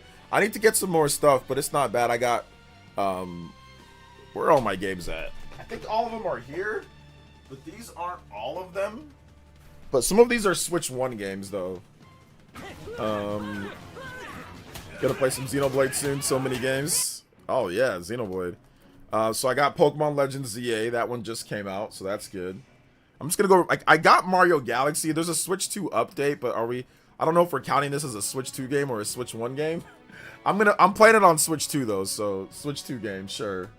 I got Donkey Kong Bonanza as well, obviously. I got Mario Kart World as well, digital of course, and I've got Cyberpunk physical, and I've got Guardians of Azuma physical, which I put like 70 hours into this game. This is actually a pretty good game. I'm not sure if it's not worth. I don't know if it's worth $70 day one, which I think they've also dropped the price with that. But yeah, I got some games. You know, I got some titles. So yeah, I got some stuff. I got some stuff as well. So yeah. I thought these were other Switch 2 games, but no, they're just Switch 1 games that I bought. And I'm playing on. I played Fantasia and Neo Dimension on my Switch 2. So this is the game that I was playing like right before Switch 2 came out. I was playing this. This is a good game. I got to get back to it. But they need a Switch 2 version of it. They need to drop a Switch 2 version of the game. Also, I got Pepper Grinder for like $8. It's not a bad game. And then they also need to drop. They need to drop the update, the uncapped update for Paper Mario: The Thousand Year Door. I don't know what they're waiting on. Drop this update so we can play this baby at 60 FPS and get faster loading times. Let's go, Nintendo. What are you waiting for? What are you waiting for on that one, man? They gotta drop that update, bruh. They got to drop that update. So yeah. He's just trolling, guys. That's all he's doing. Shout outs though to Nick93. He says gonna play some Xenoblade soon. So many games I can play. Yeah, you gotta find the time, Nick. Thank you for the $2 dono, man. I appreciate that. Thank you for the $2 dono. Another dono coming in from Nick. Appreciate that too, because you just spent the money on the Switch too. So I appreciate you still supporting the stream. Don't feel obligated though, man. But I appreciate you, fam. I appreciate you. We need those 4K 60 updates for Xenoblade series. We do need those 4K 60 for the Xenoblade updates. We really do. Do you use a green screen for your background? No, I'm actually outside. You know, and there's a Monado. There's actually like a real Monado behind me, as well. So no, it's actually what my backyard looks like. To be honest, I don't use a green screen at all. This is my backyard. You like it? I think it's pretty cool. I've spent a lot of time, you know, trying to get my streaming set up outside like this. So yeah. Thanks for coming out to the stream, Jay Virtual. Welcome. Shout outs. Ooh, nice run. Let's see here. Did you check out the Trails patch? I don't notice any difference. I downloaded it, but I have not checked it out yet. I didn't notice. Well, not that I didn't try it out, but I have friends of mine, you know, that have tried it out. They said that they noticed that it was a bit better, in terms of the frame rate drops. But yeah, it already ran at 60 before, so basically it just got rid of the frame rate, all of the frame rate drops if you run it at the performance mode. So yeah.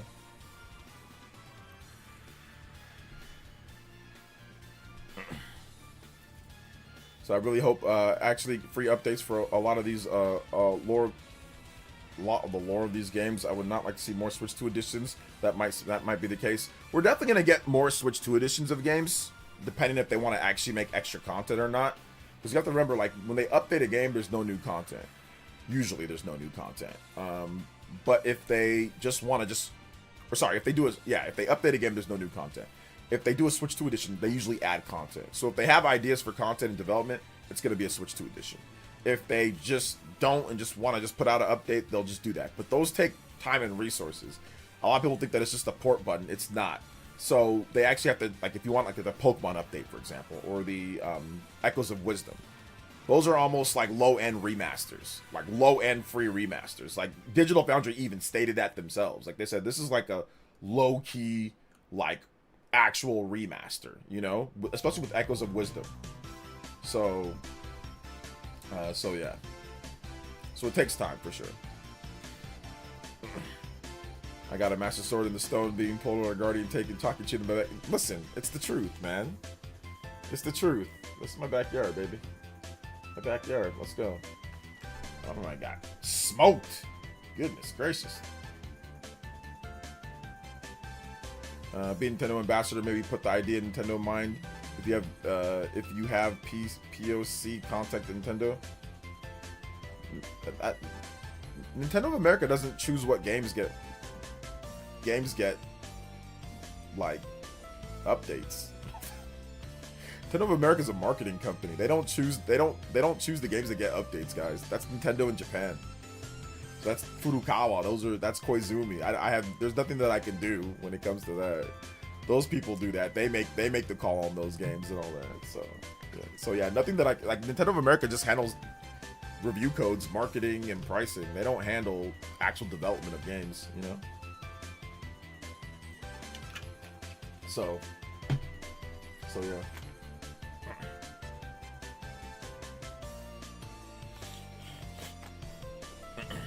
Thanks. Your backyard is awesome. Hey, no problem, Jay Virtual. Yeah, man. Like, I spent a lot of time on this backyard, so yeah, dude. I'm glad that you like it, though. For real, I'm really glad that you like it.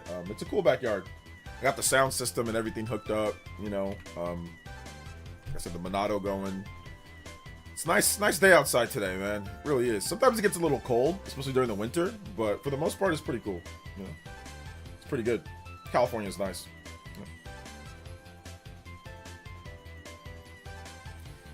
Let's see here. You have the power. I definitely do not. Definitely do not.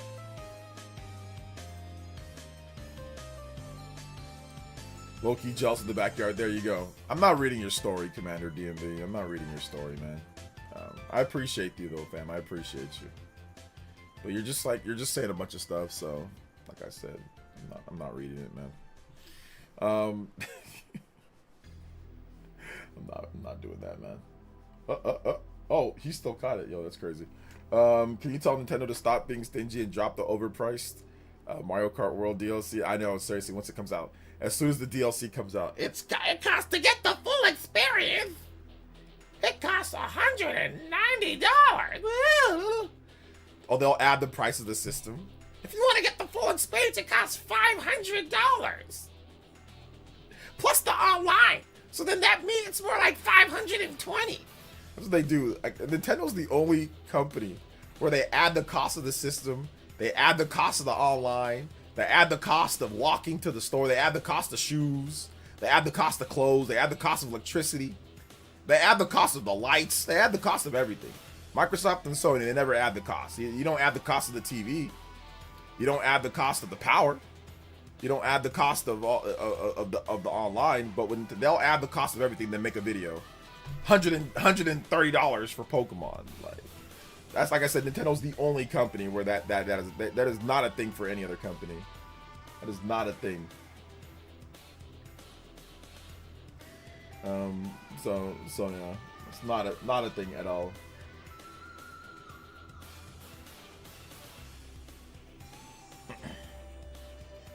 Sonic Cross was fun. I didn't see a single video of people saying that it's a $90 game. Not a single video of people complaining about pre-launch DLC. Not a single video. Not a single video about pre-launch DLC. Not a single video about the game being $90. Not a single video saying that you have to buy a PS5 plus this to play. Like, not a single video. Not a single one. But, once again, like I said, some of these people, the problem, like I said, the problem...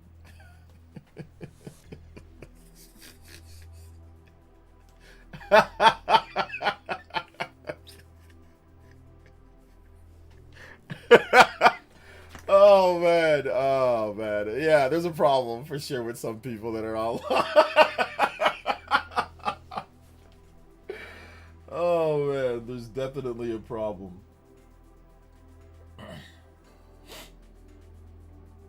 There's definitely a problem. $1,000 mess. Let's go.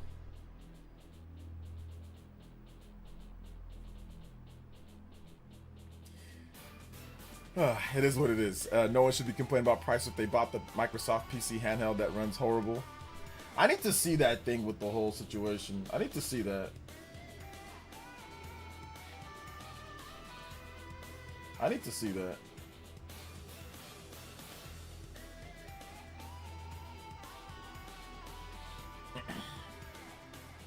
Just caught a Waldratini way earlier than I should have. Gonna try to get the Mega Dragonite. Hey, there you go. There you go, man. There you go. Gonna try to get it. Try to get the Mega Dragonite. They'll happily pay for Sonic and Digimon with DLC. No, exactly. They happily paid for that. There was no videos stating that Digimon is charging $90. What's the digital deluxe version of Digimon?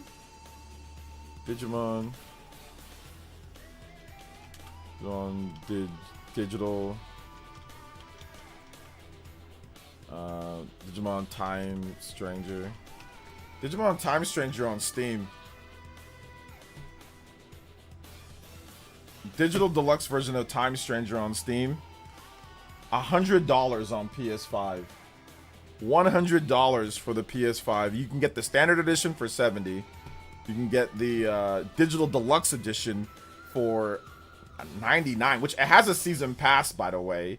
It has and this was before the game even launched. Once again, I saw numerous people making videos when it comes to Pokemon about having a season pass and having to pay for the season, like that they literally. I have not seen a single video of people saying that this is predatory or whatever the worst thing is. Like literally a $99.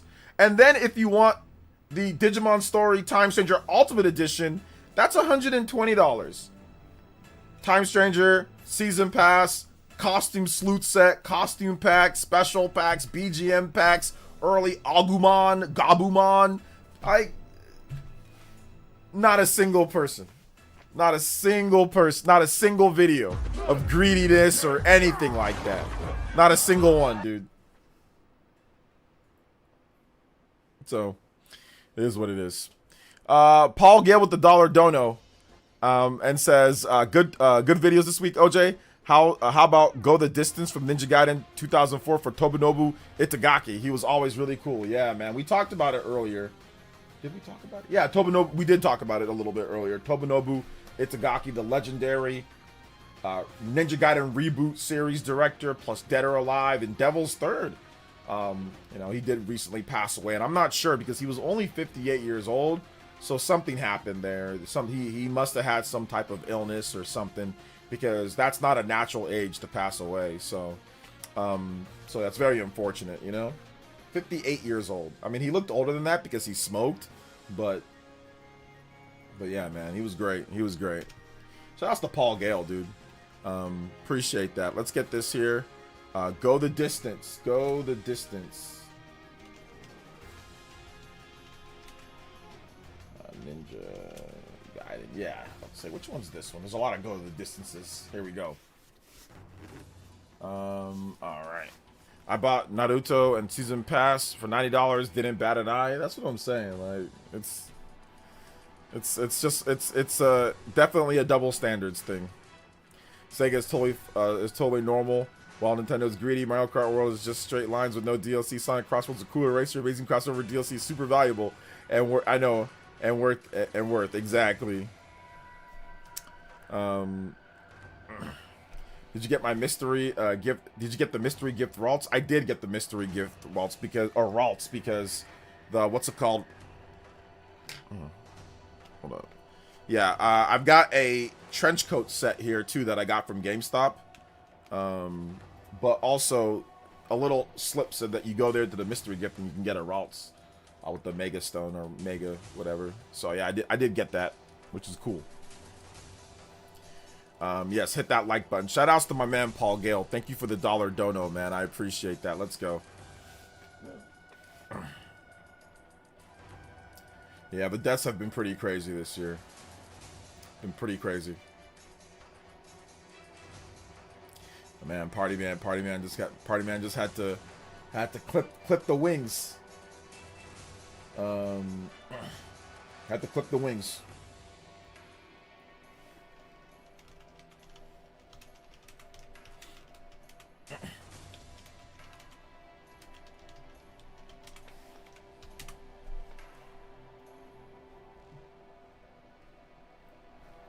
See, thanks for being a good example to the kids by not smoking. Yeah, listen, man, I'm a kinesiology major. So if there's one thing that kinesiology tells you, is that don't smoke. Smoking just wreaks havoc on your body. It really does, man. It really, really, really does. Smoking is just one of the worst things that you can do to your body. Your lungs just aren't built for it. You know, they're just not built for it. Your body just isn't built for smoke. So once I really truly saw, I mean, I never smoked really before outside of just trying it one time. I think when I was a bit, 1 or 2 times, but it wasn't until college that I saw the true havoc. Once again, I didn't really smoke anyway because I played football and I was just whatever. I was always, you know, I didn't feel like paying for them either. But they literally show you what happens as you smoke. Like, you know, they show you those people go, you know, they got holes in their necks. They show your lungs, like they'll show you your lungs at 1 month, 2 months, 3 months of like consistent smoking or chain smoking. 1 year, 2 year, 3 years, 4, and your lungs just look like a prune. It just cooks you, man. It just cooks your body. It really does, man. It just cooks it. And there's no point. Like I said, if we lived for hundreds and hundreds of years, then yeah, probably smoke. Go ahead, knock about 50 years off your life. You're probably going to get tired of living by the time that you hit 200 something or 300 something anyway. If we lived for that long, right? Because you'd get tired of it at some point. But we don't. That's the problem. And I remember my teacher said that. He's like, yeah, it'd be cool. Like, smoking would be no problem if we lived for 300 years. Cause heck, I'm tired of it right now. And I'm 55. That's what he said. I'm 50 something. I'm tired of it right now. So he's like, but he's like, the problem is that this thing cuts into your life, and it cuts into your quality of life. So he's like, this is what it does, and he showed us, and we had to study it, and we see the differences, and man, it's bad, bro. It's not good. It's not good at all. It's not good at all. So yeah.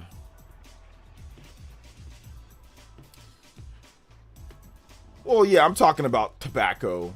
I'm not talking about like weed. Weed's a bit different. I mean, it doesn't quite have the effects, but there's new studies coming out that there's definitely some things.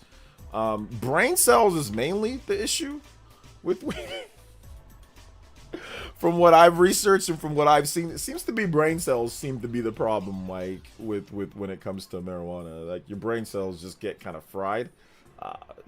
But you know, you grow them back sometimes too. So you know, depending on what you eat and take care of your health, your brain, your brain tissue and brain cells can be regenerated a bit. But yeah, but yeah, it does fry your brain cells though. It does.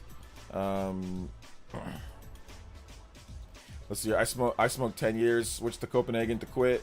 Then switched to nicotine gum. Been using that for 10 years now. Yeah, that anything that you can do, Jackson, to quit, I recommend. Thankfully for me, I just never really got addicted. So I mean, like, but I know like that addiction, like I know why people get addicted. It's intentional. The cigarette companies do this on purpose. Like they make it addictive on purpose. Like it's not a coincidence that they're so addictive, right? It's not a coincidence. It's the same thing as like companies like that sell soda. Like soda's addictive. It's sugary. It's addictive, and it's done on purpose. And they don't care about your health, when it comes down to it. So anything that you can do to cut back on it, is obviously a good thing.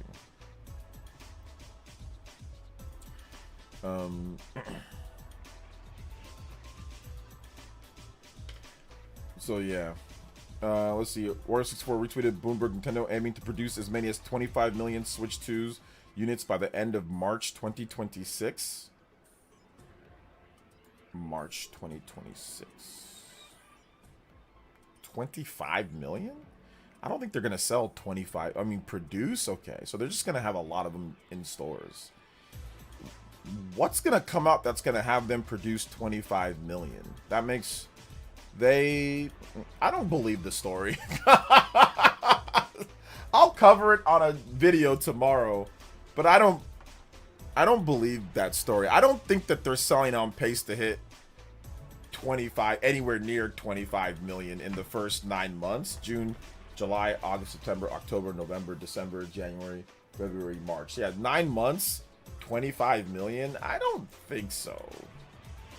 Unless they had one of the greatest, unless they're planning on selling 10 million of those things in Japan this holiday, which I think that'd be like the only thing that I can think of is that Japan, which has been supply constrained, they're gonna unleash the hounds, and like Japan could potentially sell not 10 million, but Japan could sell maybe upward of like 8 to 9 million units of the Switch 2 this holiday between October, November, December, between Pokemon and the end of, October, November, December, they're going to sell 8 million units in Japan by itself. That's the only way that I can think, because they're like right around 9 to 10 million right now. So that would put them at 18 million. Or yeah, right around 18 million or 17 to 18 million by the end of the holiday, if they're able to sell 8 million from this point on. So then January, February, March, then they would need another 7 million, which I guess is possible that's possible, but yeah, I don't know. I'm not so sure about that.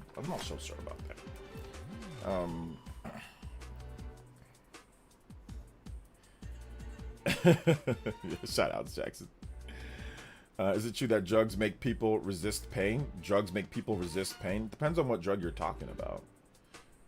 If you're talking about like a Vicodin, I'm not a doctor, so I just want to make sure I say that, but like a Vicodin will make you, depending on the milligram dosage, it can make the pain just go away. Like they'll prescribe it, like if you have like serious accidents or if you have like serious pain, they'll prescribe you a Vicodin. Now, back in the day, when I played football in high school, and when I played football, high school, and in maybe a little bit of college, you used to be able to pretty much get the prescription Vicodin over the counter.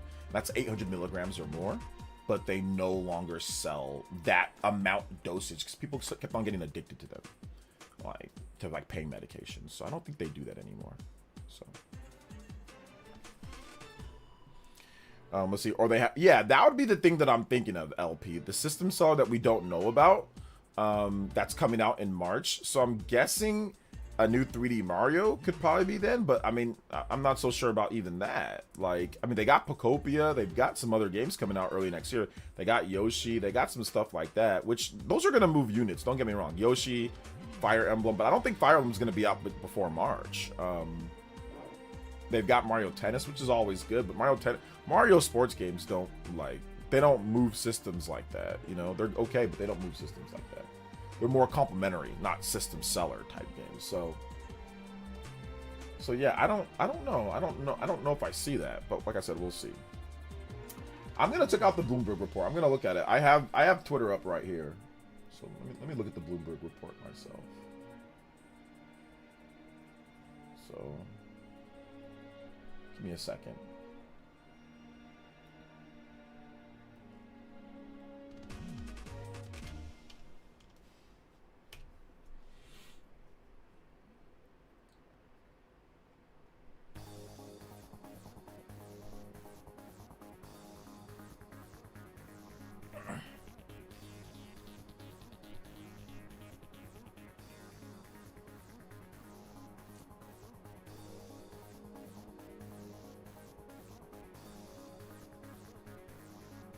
Let's see here.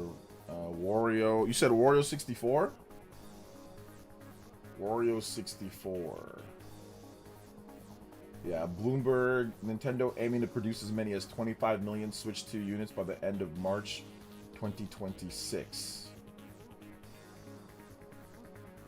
So, yeah.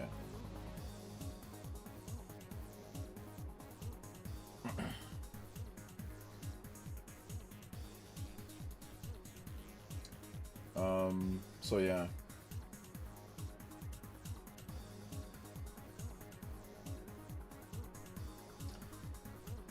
Yeah, Bloomberg. Yeah, they're saying Nintendo aiming to produce as many as 25 million Switch 2 units by the end of March 2020. Yeah, that's what they're saying.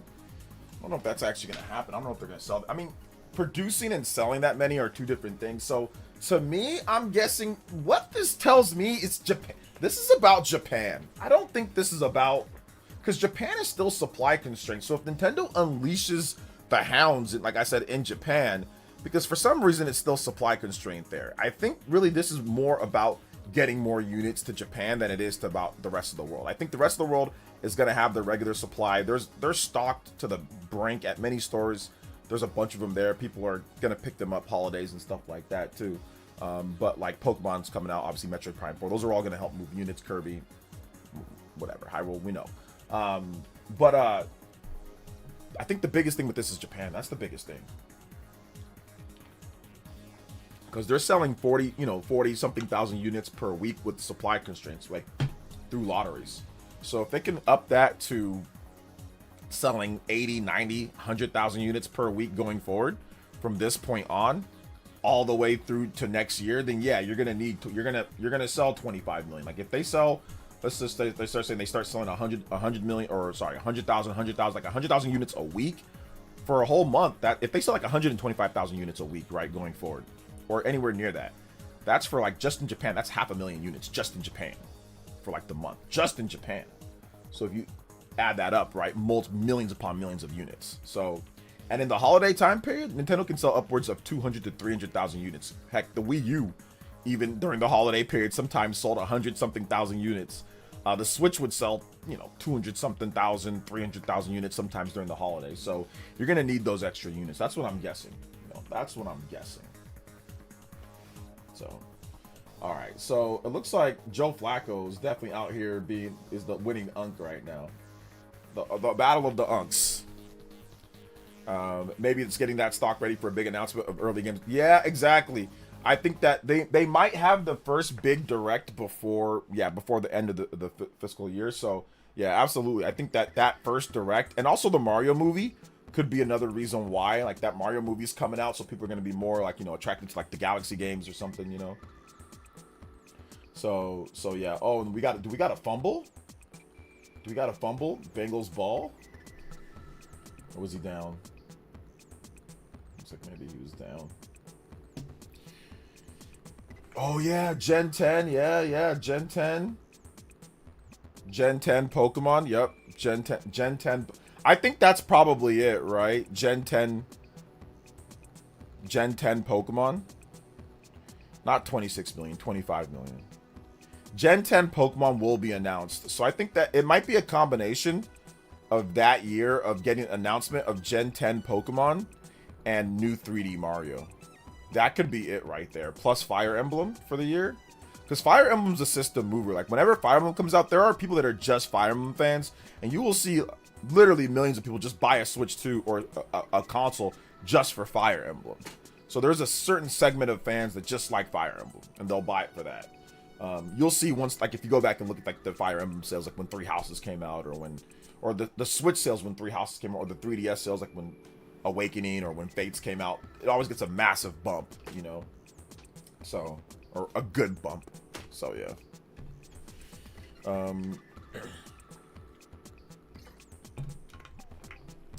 Wouldn't be surprised if M4 is the last big Switch 1 game.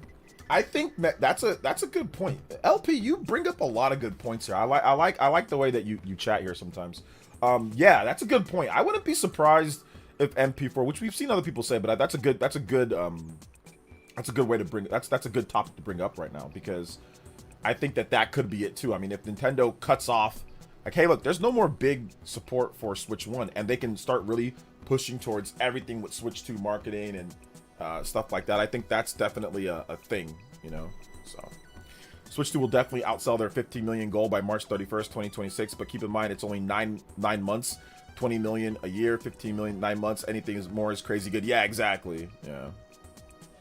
Yeah. So Party Man had a good comment too. I like the maybe Gen 10 Pokemon. So I'll probably make a video about this, discussing these various different things that we're talking about here. So I definitely think this is a lot of you guys brought up very good points. Jackson, Party Man. So yeah. Are they still having Chinese scalpers buying them in low in Japan and selling them on the other Asian countries? They've cut back on that quite considerably. So no, that really happened a lot, like with the PS5 though. But yeah, it's not. I don't think it's that big of a problem right now at this point. Hey OJ, should I play Fire Emblem Three Houses or FF Tactics? Oh man, that's tough. If you're looking for more of a modern game, obviously Fire Emblem Three Houses would be the game. But I mean, Final Fantasy Tactics is very good. They're both incredibly good, so you really can't go wrong. They're both really good, goated. I would say Fire Emblem, but Tactics is just as good, if not better in some ways. All right, take it easy. Take it easy, Kriosin Bomb. Thanks for coming out to the stream, man. Thanks for coming out. Jedi Survivor. I played Jedi, the first one, but I haven't played the second one. The Klarna payment for the gaming device is crazy. Some people do it, man. Some people do that. Some people do that.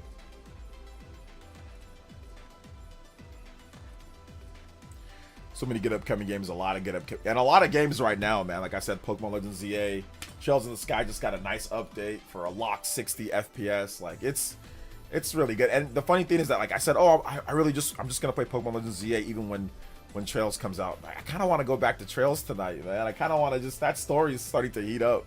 It takes a while to get going, but it's starting to get better and better. So,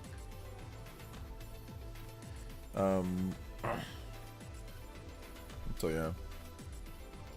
Tomodachi Life is technically bigger, so that'll probably be the last.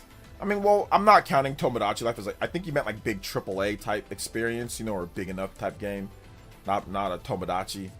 But yeah, Tomodachi Life is a big game. But I'm interested to see if there's going to be a Switch 2 free update for that game.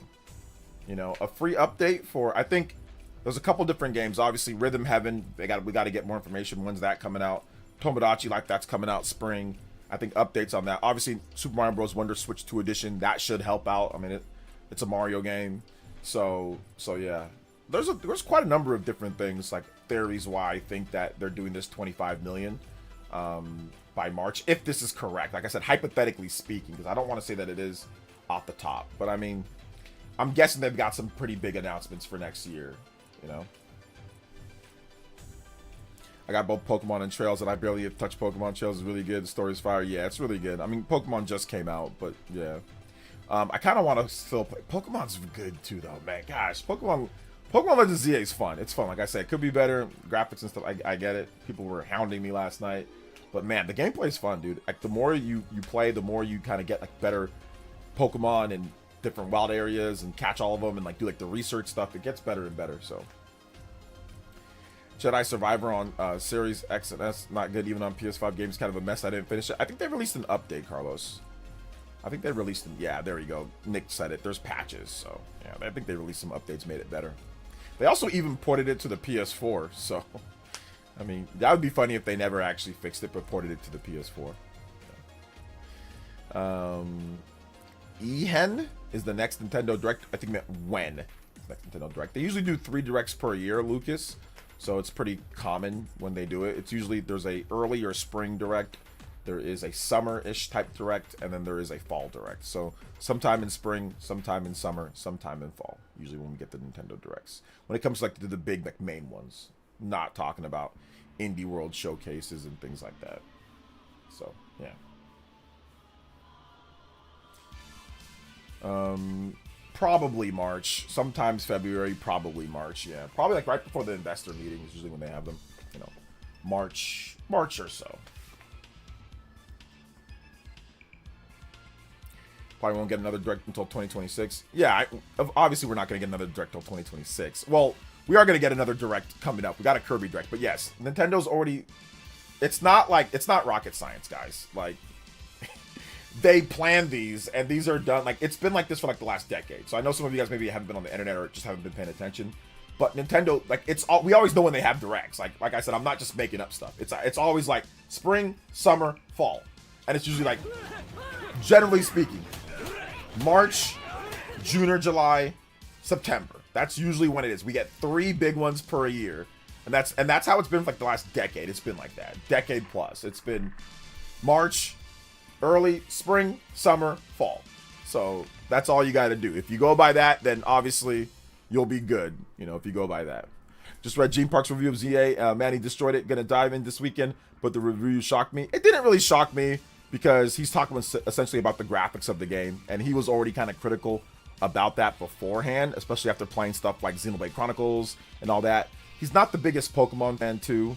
So it makes sense, but it didn't shock me at all because he loves Xenoblade, and that has, like, obviously graphics are incredible there. And he plays obviously a lot of Xbox, PlayStation as well. But I think it's fair. Like, his review was fair, but he said the combat was great, which I agree with him. The combat is incredible, but like he didn't like the wall textures, you know, which is fine. You know, it bothers more people more than others, but it didn't shock me at all. Thank you for the $5 though. Appreciate that.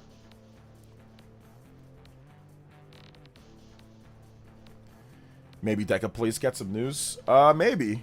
That will be the it'll be the 3-year anniversary of the reveal of Deca Police if they do it at the March, if they have it direct in March. Because it was first announced in 2023 at a Nintendo Direct. So yeah. Is Galaxy 2 physical on Switch worth 70? I have Galaxy 1 on Switch. If you want it physical for collectors, yeah. If for a collector, yeah. That's a buy now before if I've ever seen one. For a collector, it's absolutely worth it. Because Nintendo doesn't do this very often in terms of putting their classic games on a cartridge physical. So anytime that you can get a classic game on a physical, especially a Nintendo classic game, I always recommend it. So like, for example, if they put Metroid Zero Mission, Metroid, let's just say Metroid Zero Mission, Metroid Fusion, and Metroid 2, like Samus Returns, if they put that on a cartridge and said, we're charging $80 for it, I'd be like, it's probably worth it. Not actually worth it in terms of what the game's cost is, but worth it because of the collectors. And if you're talking about just simply to play, No, you're just better off just buying the digital version of Mario Galaxy 2 since you already have the 3D All-Stars. You know, you already have the Mario Galaxy 1. You can just buy if you want to play Mario Galaxy 2, just buy it for $40, you know. So yeah.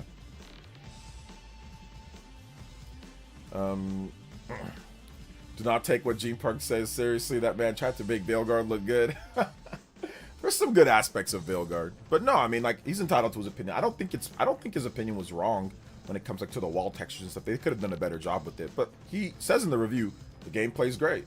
So if you're someone that's not as big on, like, I don't really care about graphics as much, or that's not like as big of a thing, then you don't got to worry about that. You can say, oh, he says the gameplay's great, but he didn't like the graphics, like the wall graphics. So yeah.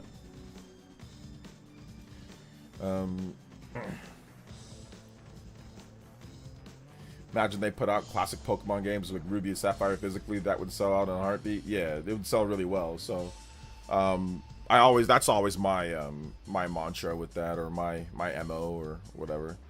Switch is still in production. They still have some very basic support for it. It will get over the 160 million line. It still outsells the PS5 domestically. Domestically, as in Japan domestically. There'll be some more last minute adopters worldwide. Yeah, I think that Switch 2 will definitely, or Switch 1, I mean, it should patch with the PS1, but I'm not exactly sure, because, like, domestically it sells incredible. I don't know how it doesn't do anywhere near as well. Not incredible. It sells okay for how old it is, but worldwide it's slowing down quite a bit. I think that a price drop is in order, and they just raised the price here in the US. So I think to really get it past the PS2, they need a real price drop to sell out the rest of their stock. So I think once that price drop comes, because it will come eventually, I think that's when they just clear out the rest of the stock. People buy it for collectors. They get their second, third Switches, you know, stuff like that, or fourth or fifth. So I think that's when it will, but it needs to go on clearance. I don't think it passes up without having a clearance sale, you know? At least not anytime soon. In my opinion, if you play indie games, then the graphics shouldn't matter much if the gameplay is great. I wonder knocking a game for review purpose though. Well, it's because it's a big game. It's a $70 game, right? It's a Pokemon company. They're worth a lot. So I think it's more about the optics more so than it being an indie game or not. It's like, okay, well, they're not indie, you know, so. You see the Switch 2 has better graphics than ROG Ally.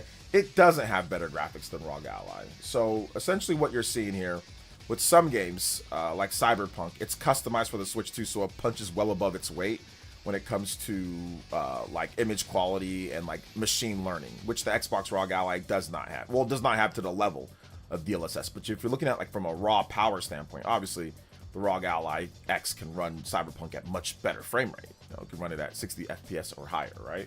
So what you're seeing is Nintendo's DLSS just punch well above its weight. That's what you're seeing. But does it have better graphics overall in terms of what it can push? No.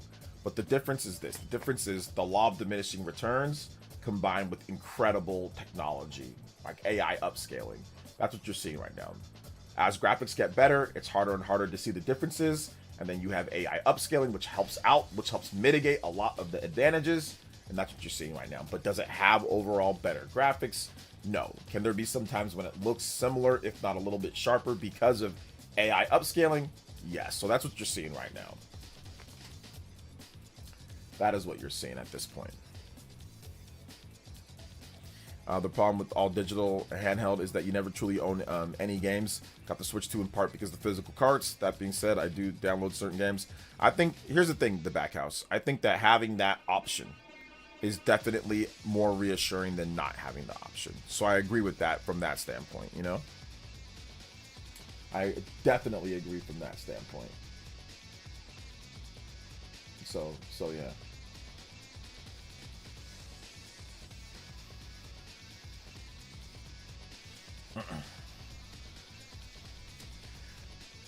Let's be correct. By domestically, I mean Japan, but worldwide, you can even see Mario Kart 8 Deluxe in sales charts to this day. So that proves proves late adopters exist. Forget they can still drop the price. Well, I mean, listen, like I said, I still think, yeah, Switch is still selling somewhat, you know, worldwide. So yeah, there's definitely some sales there. It's not like nobody's buying it at all. So yeah, I agree with that. Oh, Pokemon gameplay and Pokemon Legends ZA gameplay and Pokemon story is great. But once again, depends on story. Like voice acting, people don't like the voice act, like that there's no voice acting. So there's also other aspects that affect that. But the world building's fantastic. I mean, the story's great. So overall. So yeah.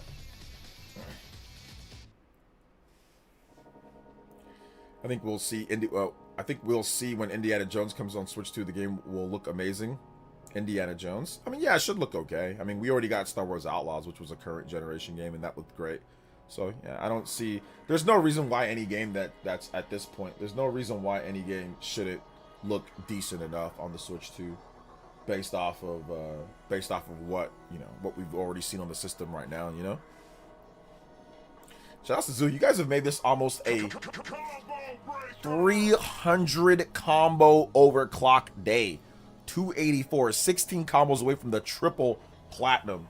Yo, I appreciate that. I owe you guys even further than beyond, and I owe you guys another limit break, man. I owe you guys another limit break for the 2.5 times platinum already. Let's go. Oh,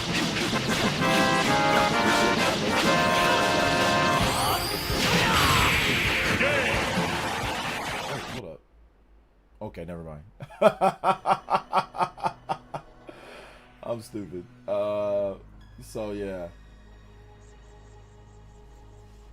This is random, but I remember I met HMK at a convention panel. He hosted when I was like 17. He held a grudge against him for years because he said Ocarina of Time was superior to Majora's Mask in every way.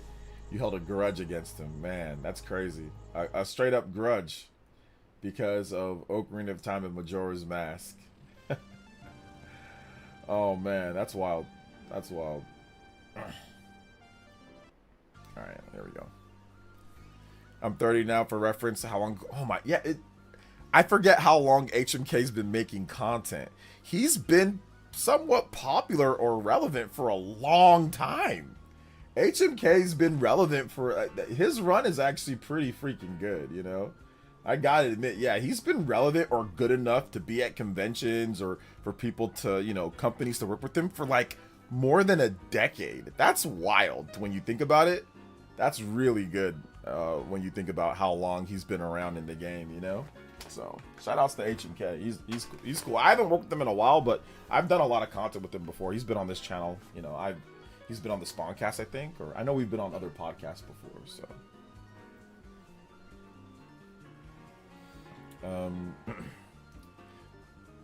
Let's see here. So yeah, 13 years ago, Gene Chat. Wow, that's crazy. I definitely was not as popular as him even 13 to get invited to conventions. That never happened. So I didn't really start getting anything till like 2019 or 2020, maybe around that time period. Probably. So yeah. One thing I hate to do is you can't talk about anything Pokemon without having to agree with graphics suck. Yeah, they're gonna bring it up, so you might as well just get it out of the way. Just acknowledge that. So, good field goal. OJ, did you see that Itagaki in the last message posted? Yes, I did see that. We talked about it earlier in the stream. Very unfortunate, Yeah, I don't want to talk about it anymore. But yeah, it's very unfortunate. Very, very sad. Very sad. But I don't really feel like talking about it anymore. I liked Itagaki. I liked his games. I thought his games were really good. Ninja Gaiden Reboot, Dead or Alive, and Devil's Third, the immortal Devil's Third. I got it over here too. I got Devil's Third. So shout outs to Itagaki, man. Rest in peace. Zay's fun. Won 3 online battles. Hey, there you go, Misfit. 3 online battles already. Let's go.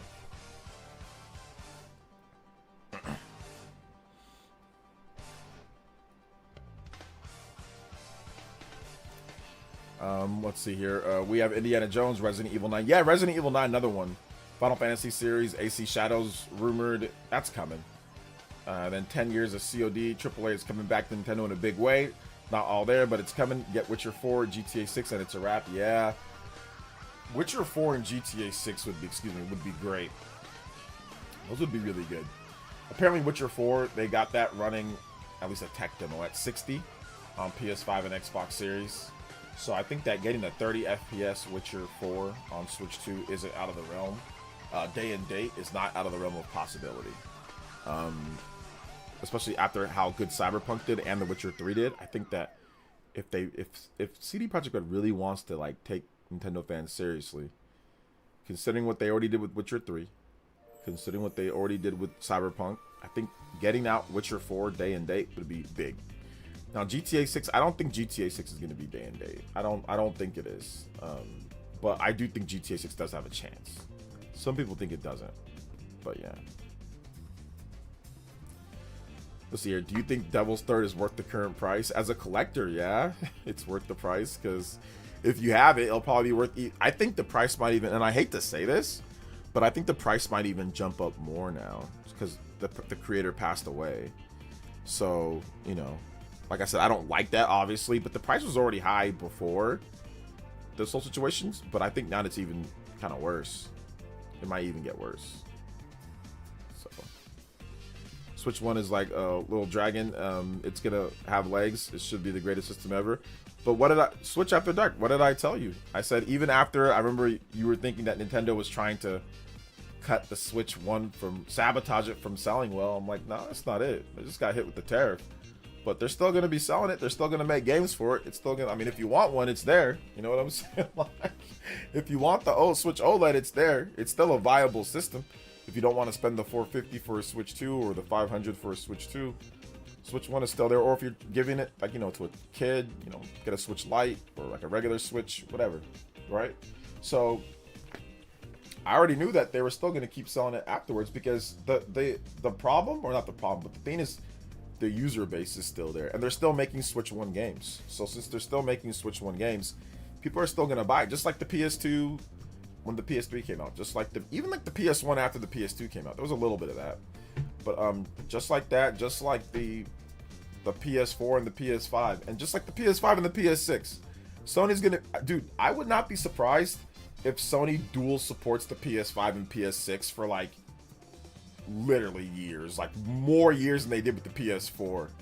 So I think Sony stopped making PS4 games like in 2022 or 2023, right? Like what was Sony's last PS4 game? Like actual big game. I think it was like God of War Ragnarok, right? Like they didn't make like Astro Bot's not on PS4. They barely make any. They don't make that. They don't, because of the whole live service debacle. They don't make that tons of games. So, yeah, Ghost of Tsushima is not on PS4, so I can see Sony supporting the PS5 with games even well past like the 3 or 4 year mark, you know. So yeah. I sold my sealed copy of Devil's Third for $400 a month ago. Oh, your sealed copy. I wonder how much... Gosh, I hate to do this, man. Let me just look. Devil's... That was a nice haul on that one. Devil's Third. Let me see what it's going on eBay for right now. Yeah, right now, CIB, they're going for $229 CIB. 289. Some people are trying to get 500 for it. I mean, the prices are jumping up. The US prices. If you want a PAL copy, for some reason, of course, like always, the PAL copy, new sealed PAL copy, you can get it for 109. PAL is just not worth the money for a lot of collectors. They just don't want anything to do with the PAL versions of games. So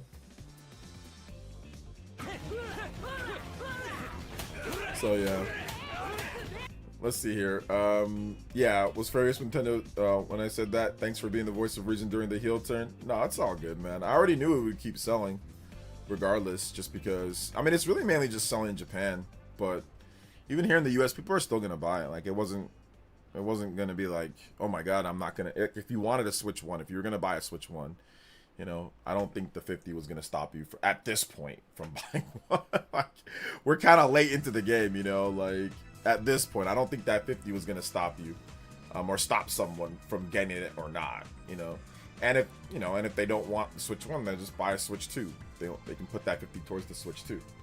Because it's getting pretty close, right? The OLED's $400, so $50 extra, you add more on that, and then you get like you can get a Switch 2. But once again, I think that the people that are buying Switch 1, they're buying it for friends, they're buying it for family, they're buying, they're buying Switch Lite, they're buying it because, not because they want to play it a ton, it's because it's probably for like a second, it's probably for like, oh, I got like another bedroom, or I got like a guest bedroom, I'll hook up a Switch in there, or it's probably for like if you got a beach house or something, or if you got like another apartment, or if you want to not have to take your Switch and travel somewhere. Just, it's probably for stuff like that. I doubt it's a bunch of just new users who know nothing about the Switch, I think it's mainly people that are just buying it for friends or family or stuff like that. So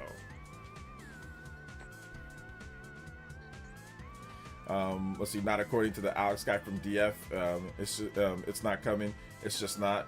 Yeah, they also said that they don't even know how Star Wars Outlaws was gonna run. They said that there's no way that it was gonna run good on there. That there's no way that they had a chance.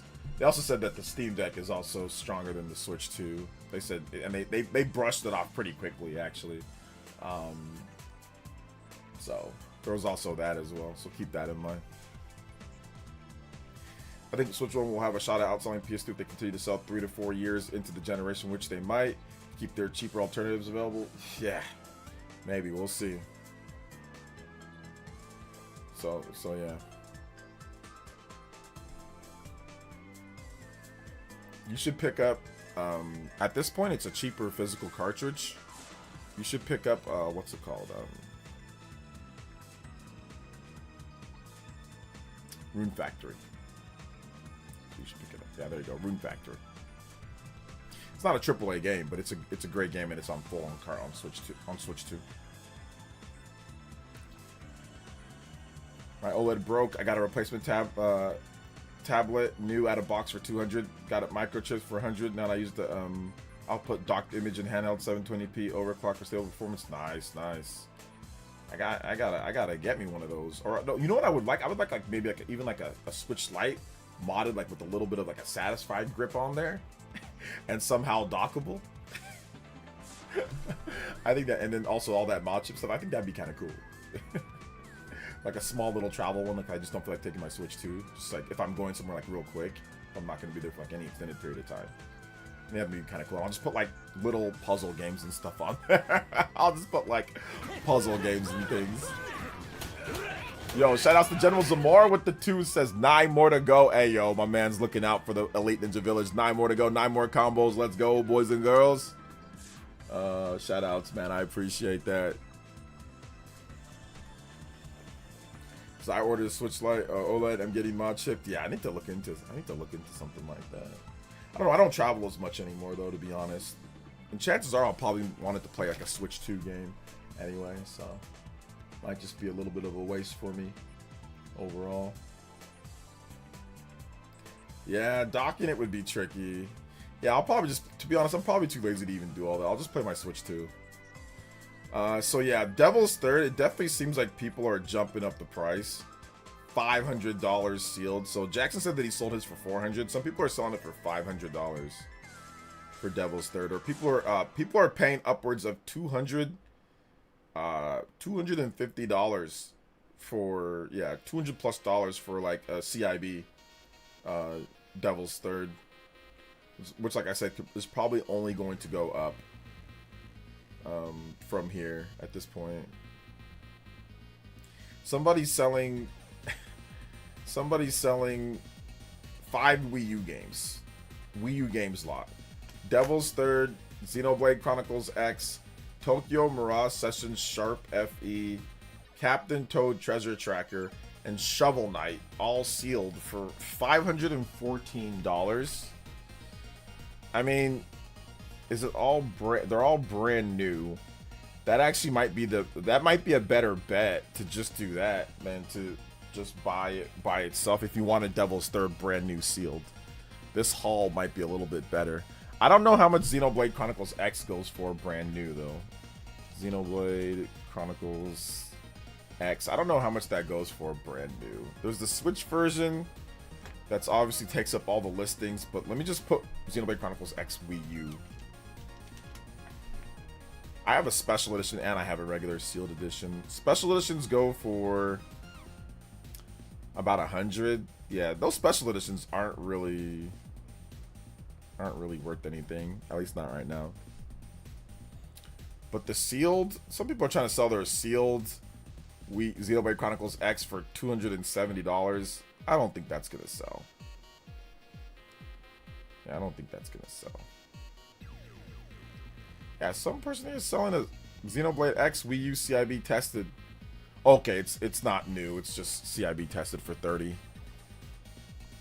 The game's not really worth anything. Like the Xenoblade Chronicles X is just, it's like if you want like just like a loose copy, it's barely worth anything. So yeah, that haul that he's doing, I don't think it's that great of a haul now that I'm looking back at it, you know, because you don't really get anything for Xenoblade brand new. There's people, you don't really get much. The best time to actually collect Wii U games was like a few years ago. A few years ago, that was the best time to collect Wii U games, and they were all still kind of cheap. Like if you collected Wii U games like 2021, I should have collected more. I didn't. I should have collected way more, but I did not. I should have though. Each or as a bundle, it's like a haul. Is Devil's Third his last game? Devil's Third was not his last game. He made another game after Devil's Third. I forgot what it was called though, but it was very much like Devil's Third. But it ended up going offline very quickly. But I forgot the name of the game though. But it was essentially just like, give me 1 second, guys. I don't know, my phone's over here.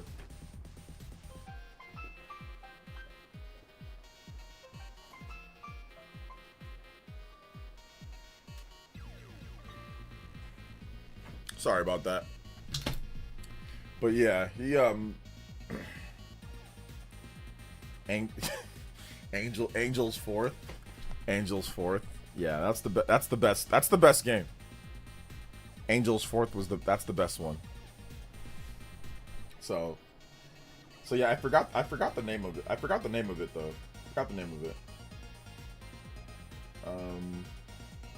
So yeah.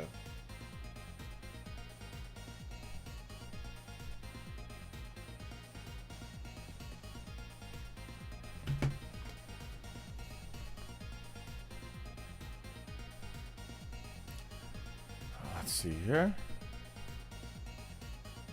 All right, if you guys have any other questions or comments, we can go to random Q&A. I think we've been doing a lot of random stuff, but we can do even more random stuff at this point. Let's see here. Oh, also included my 80 DS games, bro. Wait a minute. Oh, okay. I thought, okay, hold up. Okay, just sold 400 of my 600 Nintendo Switch 1 games, 400, along with about 80 PS4, PS5, Xbox One, Xbox Series games for 14,000. Oh my goodness. Yeah, that's a good, you got a lot for that. See, that's why physical collecting is worth it. I don't know how much I would get for my haul, but I think it would probably be, oh man, I probably might be able to get way more.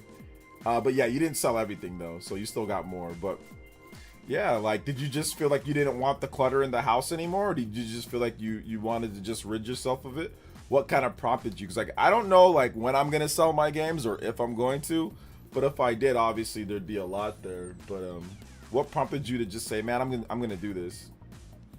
Not gonna lie, the Force Mario Kart World hate is hilarious now. Juice quoted, retweeted one earlier, man, it's something. Yeah, I know. I'm tired of acting like this game, you know, was good when it's not. Like, oh my gosh, people, like I said, it's all, you guys know it's AI, right? Like, it's just, all they're doing is like, if they watch Mario Kart, if they do, all YouTube is doing is like, if you're a creator, right? And if you've made videos on Mario Kart being good or bad or whatever, all they do is they just search the videos that do the best, and AI tells you what to make. And that is such a forced AI title and topic and all of that. I'm tired of pretending. Like, why were you pretending? If you didn't like it, why didn't you just say you didn't like it?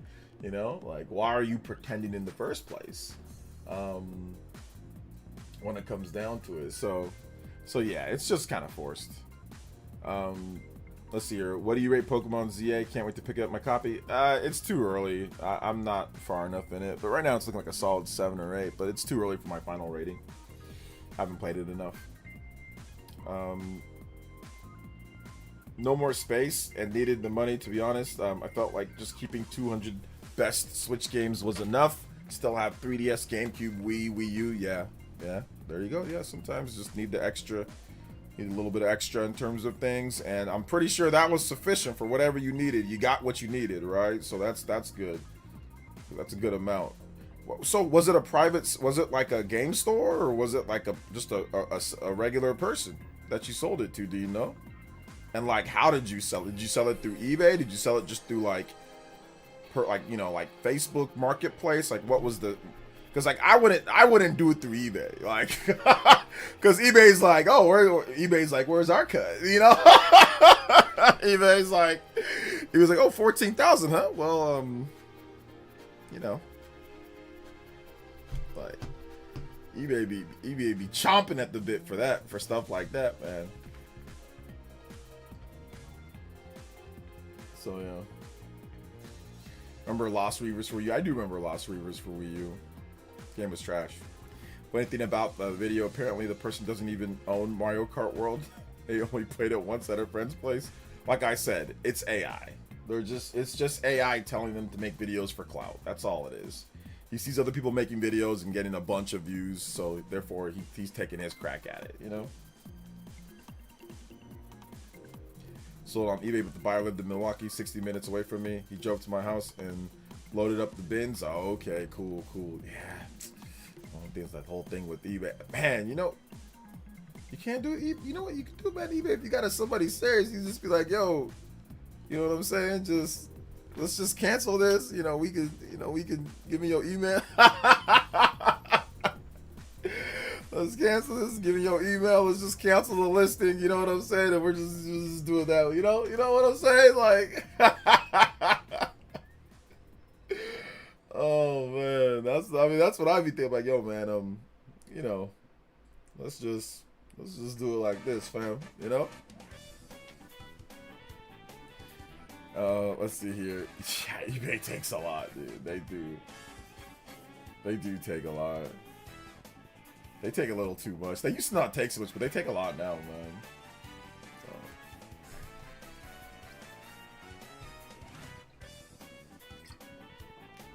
Yeah, we did the transaction with cash outside eBay. Wasn't gonna give them thousands. Oh, okay. So you ended up. Okay, cool. So you did it through eBay, but then you emailed him or you messaged him like, "Yo, man, like, what's going on here?" You know? Okay, yeah. That's how you do it, man. That's definitely how you do it, because why the heck you gonna give? What did eBay do? Like, why are you gonna give eBay that much? You know? Yeah, they take a fat cut, so it's all good.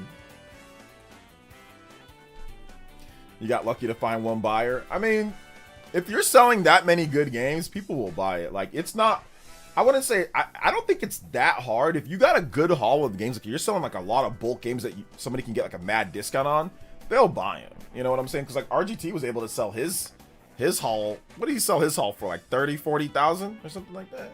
So it's like, people will buy it. You'll find a video game store, or you'll find a private seller, or you'll find somebody, pawn shop. Somebody will take it off your hands. As long as you price it good enough for what you're selling, people will take it off your hands, you know? I criticized Mario Kart World pretty hard when I first talked about it, and it had some issues. Man, people are trying so hard to make it seem terrible. Oh yeah, they're trying.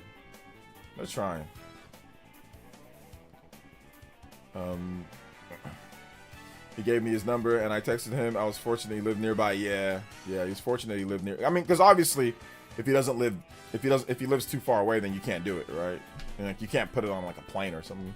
But I mean, depending on, like, it might be worth actually driving, right? Like, if you drive, like, let's just say he lives like a couple states away, it might actually be worth like driving there. Like, if you just factor in like the gas, right? The gas to drive there, or to like rent a car and drive, and even probably get like a hotel and stay somewhere and like drive over, or him to drive to you.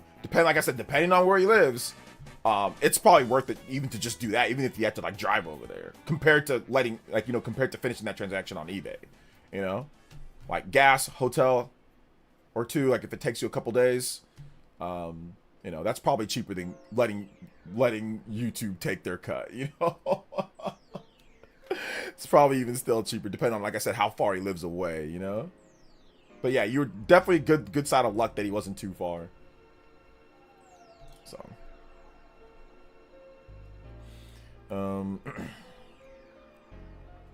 speaking of RGT, physical Battle Wonder World must be going for quite a bit. It's not, it's cheap, but yeah. Shout out to RGT. I say, let's see, I gotta be ready to shake a can for coins before I attempt to sell that many games. Say that as someone who sold a lot of stuff. Yeah, at some point I will too. Like at some point, I definitely will, but I just don't know when. I don't know about when. Like my wife is like, look at all these games. She was so angry. She's like, look at all these games. I got it all cluttered everywhere. And the funny thing is that I got a lot of my games stolen, man. If I didn't get a lot of my games stolen back in college, I'd have even more. That's the crazy thing. I'd have even more. But I've actually purchased quite a bit of games from people, but nothing that's not like $14,000 haul. But I've actually purchased quite a bit of games from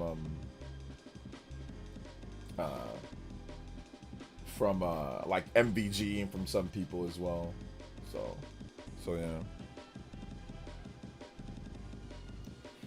Like GameCube games. I'm trying to get my friend Snoop to sell his GameCube games to me, but he won't. Like I asked him about it, and he was acting really weird. He won't sell them to me, so I'm just like, okay. But I tried to buy them a few years ago. But yeah, he won't sell them, so yeah, whatever. Because I got myself sealed 3D All-Stars, which I'm keeping. Hey, nice, there you go. Devil May Cry for Switch 2.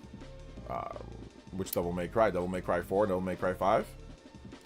Do you use a collection tracker? I don't. I should. I have it on my. I have a phone on my. I have a phone. I have a phone on my app. I have an app on my phone that does all that, but I mean, I haven't even bothered to do it yet. Like, I haven't really spent too much time thinking about it, you know. So yeah. I haven't spent too much time thinking about it.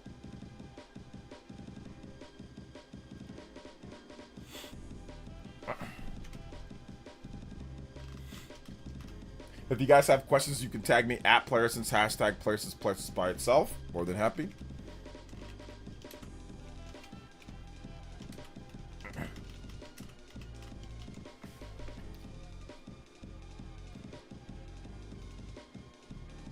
Devil May Cry 5? Yeah, maybe at some point. We'll see. Had $100,000 in gold stolen from me last year.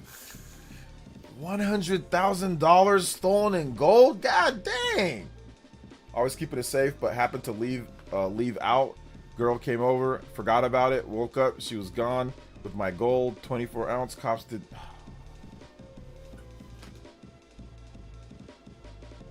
Dang, man, it's always, bro, that story is really common of guys having a girl over and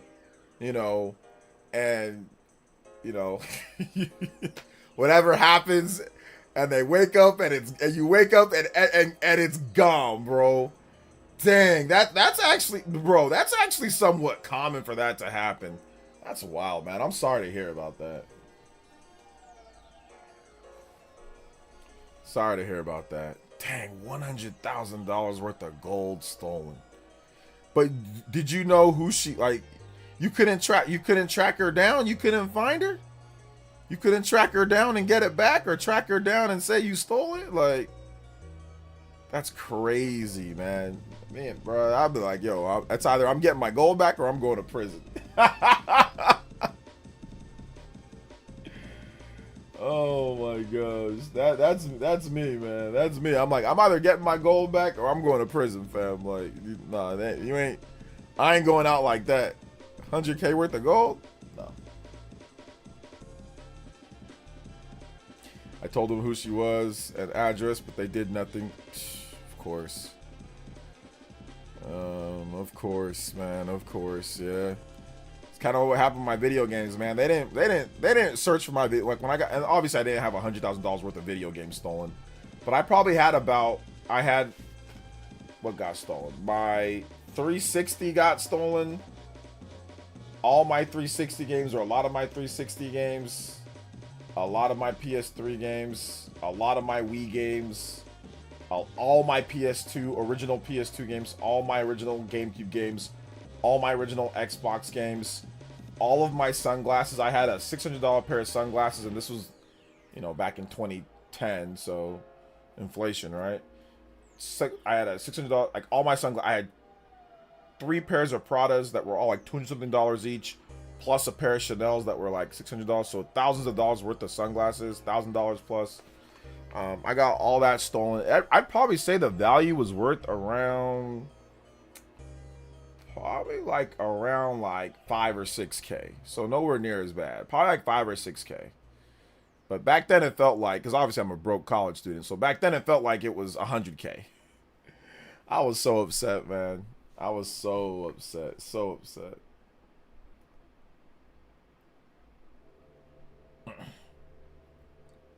So yeah.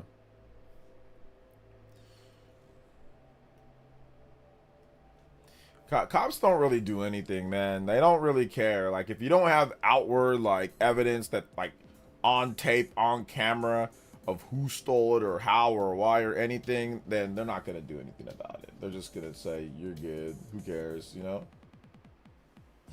They're just going to be like, whatever. Yeah, it's still, but it ain't 100K, though, Jackson. It's not 100K, though, man. It's not 100K. Like, even think about it. Like, you got 100K worth of gold stolen. You got your 14K, right, with that. And that still doesn't cover, that's still like, what, 86K out the door, right? Even after you sold all those games. And you sold more games than what I got stolen. So, yeah, man, yours is still rough to, like, more rough. So, yeah. I was livid, but I'm over it now. Money comes and goes. I can always make more. That's true. Yeah, that's true. It does come and go, and you're still alive. That's the good thing. So you can make it. You still got your house or your apartment or whatever as long as you can. I'll say this. This is what I'll say. As long as you can put roof over your head, you can eat, and you can enjoy some of your favorite hobbies, you're good. No matter what happens, you know. The thing that stung more is that I was broke as hell at that time. So it was hard for me to even make anything, you know? But yeah, like if something but I told myself even back then, like, yeah, like I can rebuy it or I can just get it later, you know? So yeah. Yeah, we talked about Itagaki, Felipe. It's very unfortunate. Definitely rip, you know? At least he wasn't missing a kidney. Missing a kidney? Yeah, that's not good. Why does this thing look so old and decrepit on the bottom? I gotta use my adhesive and get the rest of this sticker off. I don't know. I never got rid of it.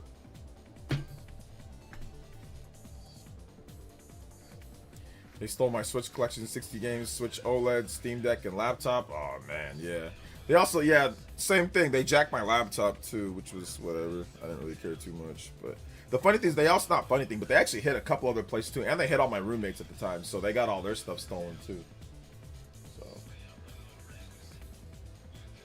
yeah, it's unfortunate. That's why, honestly, guys, as a gamer, man, I need to start getting some sponsors like with Simply Safe or something like that. What you need to do is you need to have your house, your apartment, you need to have it on lockdown, man. You need cameras. You know what I'm saying? You need cameras outside. You need some cameras depending on what you have and where you have it inside. So if you got full on camera system, front, back, side to side, you should be good. You know, you should be good.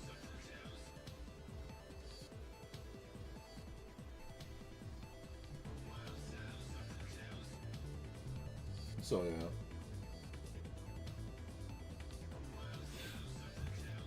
I was really trying to get that off the bottom of my water bottle this morning. Yeah, like I got some adhesive remover right here. So I've got some adhesive remover. So I'm gonna spray it on here. My water is pretty much done, so I'm gonna spray it on here, and I'm definitely gonna scrape it off. Like I got the scraper, I've got this adhesive remover, so I'm gonna throw it down here. I'm just gonna go ahead and spray it on here a bit, and let it sit for a while, for a couple minutes, and then we can scrape that off together, guys. I also bought a bunch of new eco fiber microfiber cloths to clean stuff, because I only had one good one. This one good one that I bought, so I needed one good one, another good one. So this is, like I said, this is the type of stuff that excites me, the little things these days, along with my video games. You need a Rottweiler. I mean, a dog is definitely good, for sure. A dog is good to make sure, like, you know, backyard stuff, obviously. But yeah, a dog will pretty much got you, because they have the hearing, right? So yeah, Rottweiler is good. But I mean, my wife, she wants a dog, but she wants a small little toy dog, you know, that's like a small one that's gonna be inside most of the time. So that's what she wants. Yep, cops didn't do anything. Yep.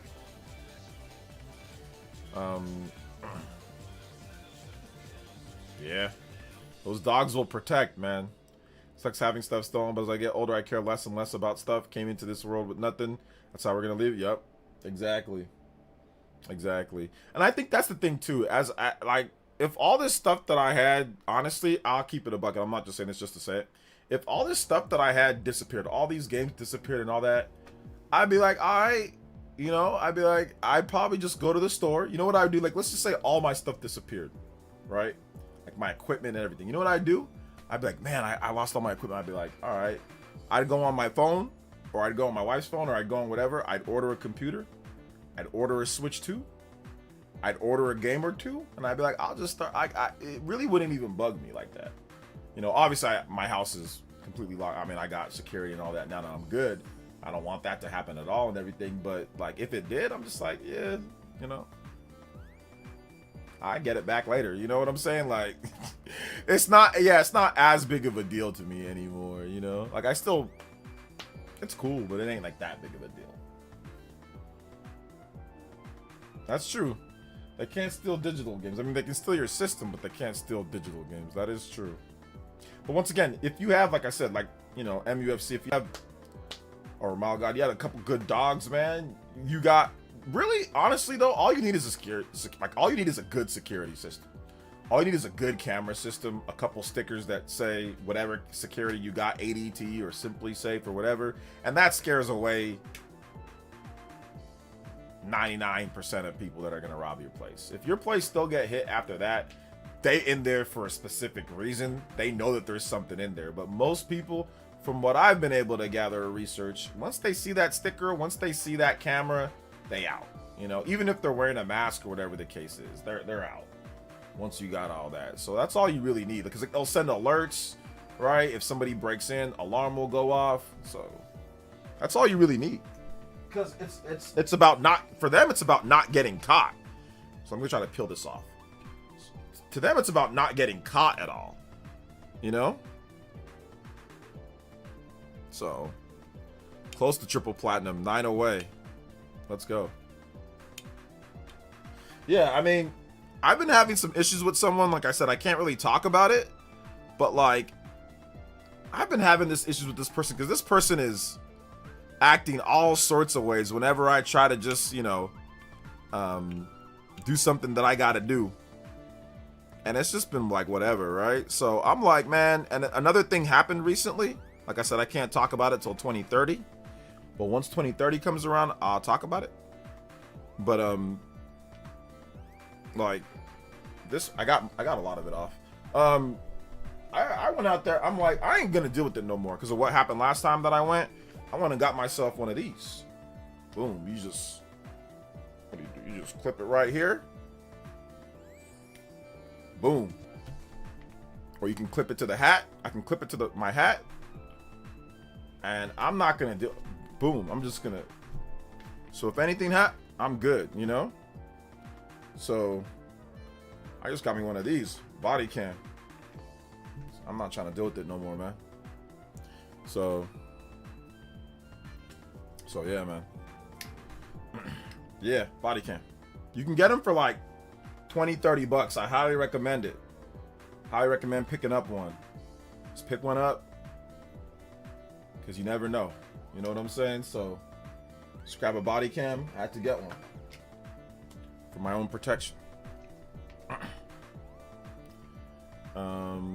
Let's see here. So yeah, my heart is heavy tonight. Been listening to your stream tonight. Thank you for that. Hey, shout outs, Casual Noob. Appreciate you, fam. Wait, what did Party Man say? What did Party Man say? I didn't see what he said. Hold up. Yeah, go on Amazon, Jackson. Go on Amazon. Quick little body cam. Because, like I said, like let's say you have like another lady over or whatever. Just wear, boom, right there. Anything's there. If you had that footage right there, they probably would have been like, oh, okay, you have the footage. You know what I'm saying? Like, you can really put them there. I gotta see what Party Man said. Party Man, stop tripping, bruh. Yo, Nick93, let's go. Cleanup Man triple platinum lol celebrating Switch 2 day for me party popper. Yeah, man. So have you already unboxed it and all that, or you just got it? Have you played anything yet? You gotta try the backwards compatibility, man. Backwards compatibility is great. Yo, let's go, my man, Nick93 with the further and beyond. Yes, sir. We are out here. Let's go, bro. Let's go. Let's go. Let's go. Let's go.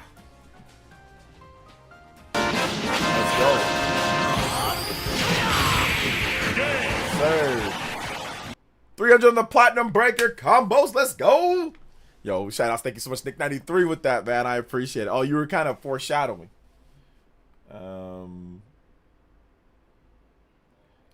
Party Man, stop tripping, Party Man. These are very creative these days. Cameras can be hacked and disconnected. Still have them. It's hard as hell to hack a Simply Safe camera though, because the reason why there's no like mainframe, like you'd have to be like James Bond to hack one of those, because like it's routed through your phone, so it'd be very difficult. Like most robbers do not have the material to hack a camera. Though, I mean, like, unless they're doing a professional hit, most of them do not have the material to hack a camera. Most of them do not. So, like, that's why I said 99.9. But once again, if somebody's hacking your camera to get in, you've done something, or they know that there's something in there. So you should probably have, if you have something to where somebody that has camera hacking capabilities can come in and hack your cameras, you know, and all of that, you should probably be protecting yourself with some heat, or you probably should have multiple safeguards, right? Multiple cameras, in and out, backup cameras, and all that type of stuff. If it gets to that point, you know, if it ever gets to that point, so yeah,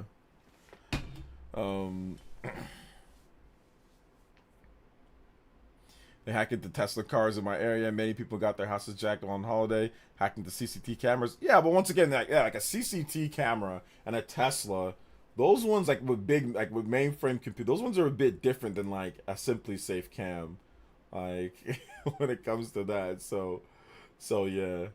Damn, the screen is pretty big. You like it? Yeah, it's a pretty big screen. It's a pretty big screen. It's a large screen. OJ, can you explain why thumbnails with Miyamoto get a lot of clicks? Is that the goal? Thumbnails with Miyamoto get clicks? Okay, I need to start doing thumbnails with Miyamoto. Is that what it? I think Sakurai got me some clicks too. Let's see here. Yo, Cybertrucks with the JoJo. Party Man is innocent in this case. I was just throwing smoke lol. All right, no, it's all good. Shout outs, guys. I appreciate the razzing. The razzing's cool. Yo, we going further than beyond. My man Cyber T out here dominating tonight. Let's go. Thank you so much, guys. I appreciate that. Like I said, you guys make it to where this stream is something that I can do every single day. We can have a ton of fun, talk about whatever, discuss gaming and more, man. We talk about hacking CCTVs. So I appreciate that, guys, for real. I appreciate it. If you guys have more questions, once again, you can tag me at PlayerSense, hashtag PlayerSense. I'll answer questions, talk about whatever games you guys want to talk about. I think Justin just talked about how he's got a Greninja. He's got the real Greninja going through here. So let's go. The real Greninja. So yeah.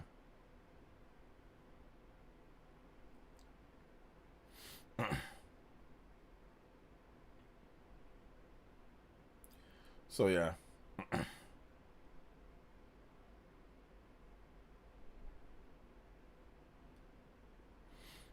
Make sure you guys hit that like button though. Like I said, hit that like button. Appreciate you guys. Appreciate you guys.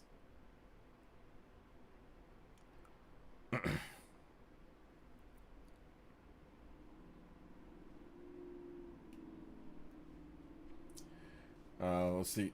We need. So if I do a video about Mario Kart World and then put Miyamoto in there, like looking kind of like this, like looking like all this, like and like it's in gray. So okay, that's what I think I need to do to get the views. Just talk about something. Have Miyamoto in the thumbnail. He is popular though. He's definitely popular. Yo, did Satisfy raise the price? I remember the OG Switch one was like 40 to 50. Switch 2 one is like 70. Yeah, I think they definitely raised the price up for like the Ronin grip. Yeah, it's pricier. But yeah, you know why it's pricier? Hey, buddy, you better learn how to speak Chinese. Yo, hey, buddy, remember like like when people you better brush up on your Chinese, fam. You know, like when NBA players can't play in the NBA no more, they're like, yo, you better learn Chinese.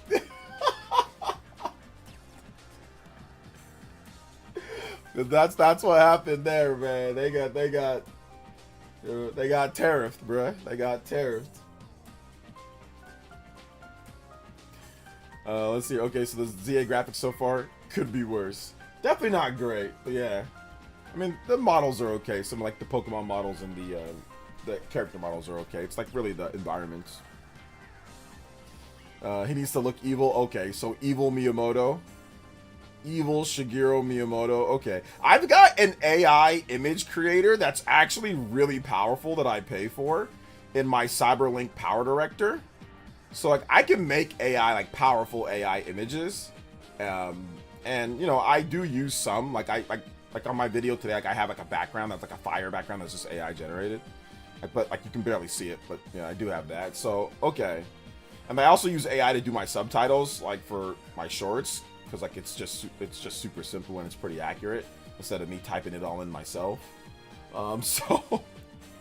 So yeah, okay, cool. So all right, so I'll make an evil Miyamoto. I'll make the evil Miyamoto thumbnail and all that. So.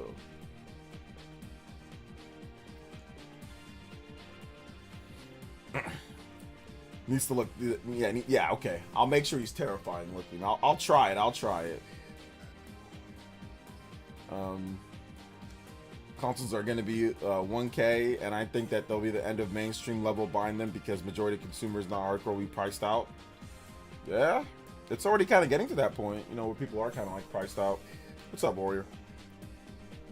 Hey man, if you have that S tier Phil Spencer, Matt Booty, Sarah Bond AI masterpiece. Booty! Oh man. AI masterpiece, baby. AI Joe Burrow or not Joe Flacco's actually kind of carving up the Steelers tonight though. I didn't expect him to do that based off of the previous week. But it looks like he's really adapted and learned the offense quickly. So yeah. Just make a video about you having buyer's remorse for buying Switch 2, guaranteed to be a top 1 trending video on YouTube. You know what the funniest thing that I can do to troll and probably get a ton of people to hate me, but watch the video, which I don't want that. I want fans would be like, I think I'm having buyer's remorse, but then say I'm not actually having it. That's a bunch of BS. Here's all the games that I've been playing, X, Y, and Z. But I'll be making like a wrap up video that actually talks about everything by the end of the year. But yeah, I think that'd be kind of funny, like to pull like the okie doke. People think it's like the negative video that they're looking for, like to get their validation, but it's not. It ends up being like an actual real like video discussing and talking about the sales and stuff like that. So, or talking about this stuff and all that.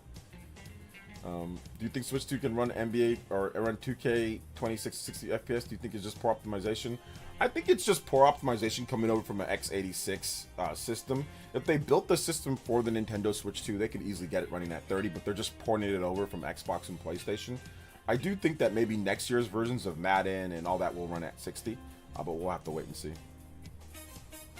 People were saying 450 for Switch 2 is pricing people out, which, yeah, it's a $100 jump over 350 at the time, and a Nintendo Switch OLED, but now the consoles are priced 600 to 800, and PC handles are 600 to 1000, and the 600 model less than the Switch 2. Yeah, Jackson, real quick, I haven't really seen too much on that. Do you know how that ROG Ally 600 model is? Like, how, like, what's the beat on that one in terms of like the power and like what it can do?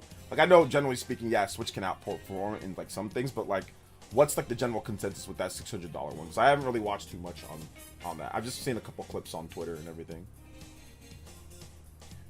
What's the organic channels like this one stand out from the slop? Yeah, I mean, like I said, I think like channels like mine, you know, I'm never really going to, unless I do all that crazy stuff, I'm never really going to get like it's like gaming is such a weird, it's such a weird medium to crack, right? Like, especially like Nintendo gaming, it's such a weird medium to crack. The people that do like slop, negative, angry channels, like they'll get subs, but they won't get a real base because like all they're looking for you there is to be angry, you know? And that's not real actual fans or users. It's just people that are just, like I said, salty or angry, or that just want destruction and chaos, right? That's not a real base. I think that what I've been able to build here, obviously I don't get the type of views of like the negative Nintendo hate stuff gets, especially like the more sophisticated ones. But we've built a real community that's not built off of being completely crazy.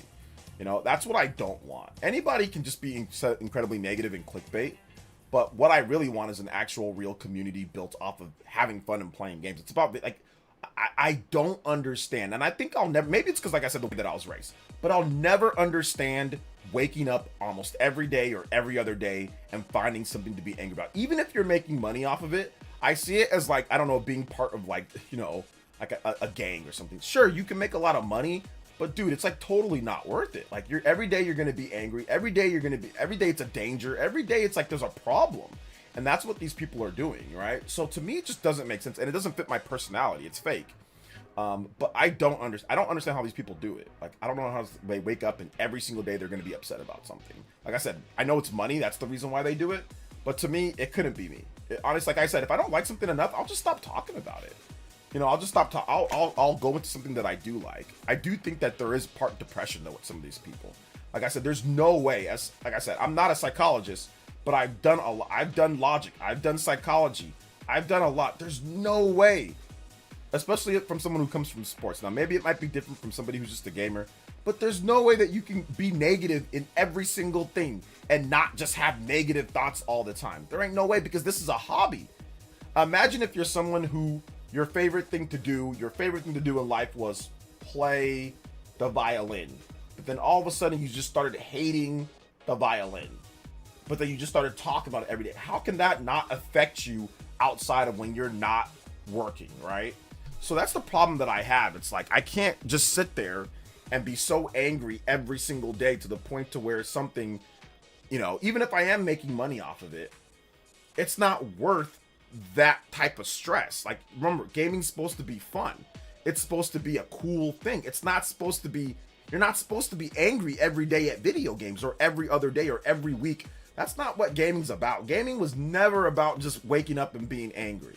You know, even before we had real content creators, that's not what gaming was about. Gaming was not waking up and just being angry about stuff. It was about being competitive and talking about stuff like, oh, well, this game is better than this game. But it was not about waking up and trying to manipulate sales numbers to suit your needs like Nintendo does. Like, that's not what gaming's about. Like, that's not what real gamers do. Real gamers don't do that, you know, or just waking up lying about buyer's remorse and all this nonsense, like cherry picking negative things and never talking about positive things. Like, that's never what gaming was about. So I don't know how these guys do it, man. I really don't know how these guys do it. I really don't. But I think I get it now. It's like wrestling for these people. They need the thrill and excitement. it's all fake and the viewers know it. But that's what I said, right, Felipe? It's all a fake scam to make money. Now, wrestling is entertainment, but sometimes wrestling. But here's the thing: this is a very good example because wrestling bleeds over to IRL. Wrestling, it's not just it's all fake and what wrestling. You get hurt. Sometimes people get bruised egos. Sometimes people say things that you don't like. So yeah, I think it's definitely very much like wrestling to a lot of these people. It's like, hey, I'm doing this because it pays me a check. I hate many aspects of this, but here's what I'm doing, which a lot of wrestlers do find out, like the business is just cutthroat, but they do it because they need to do it. But yeah, definitely feels like wrestling-ish in terms of how things are. You do it because you need to, because it pays the bills or because you're making money, but there's a lot of negativity that does bleed over to your actual life, whether you're getting hurt, people saying something they shouldn't have said, you not getting opportunities or chances that you should get, you getting squashed, being a jobber, whatever the case is, right? That, you see how wrestlers go, like, obviously wrestlers there's a high, rate for wrestlers. There is a high depression rate, there's a high injury rate. So yeah, I think that it's something like that, right? For these people, it's like wrestling, it's like fake, but it's like, I still get angry because it was my hobby, it was what I love to do, Absolutely. Wait, WWE or it's all wrestling. All wrestling has those same issues. All wrestling does. Pessimistic and negative people are annoying. Yeah, I mean, it's one thing to be constructive and it's another thing to be pessimistic and annoying, and pessimistic and negative. Like, there's a clear difference between those two, in my opinion. I can be negative about certain things, or I can be, constructively, pessimistic about one thing or so. But I also want to say, like, okay, here's the good, here's the bad. I like to be logical about it too. So yeah.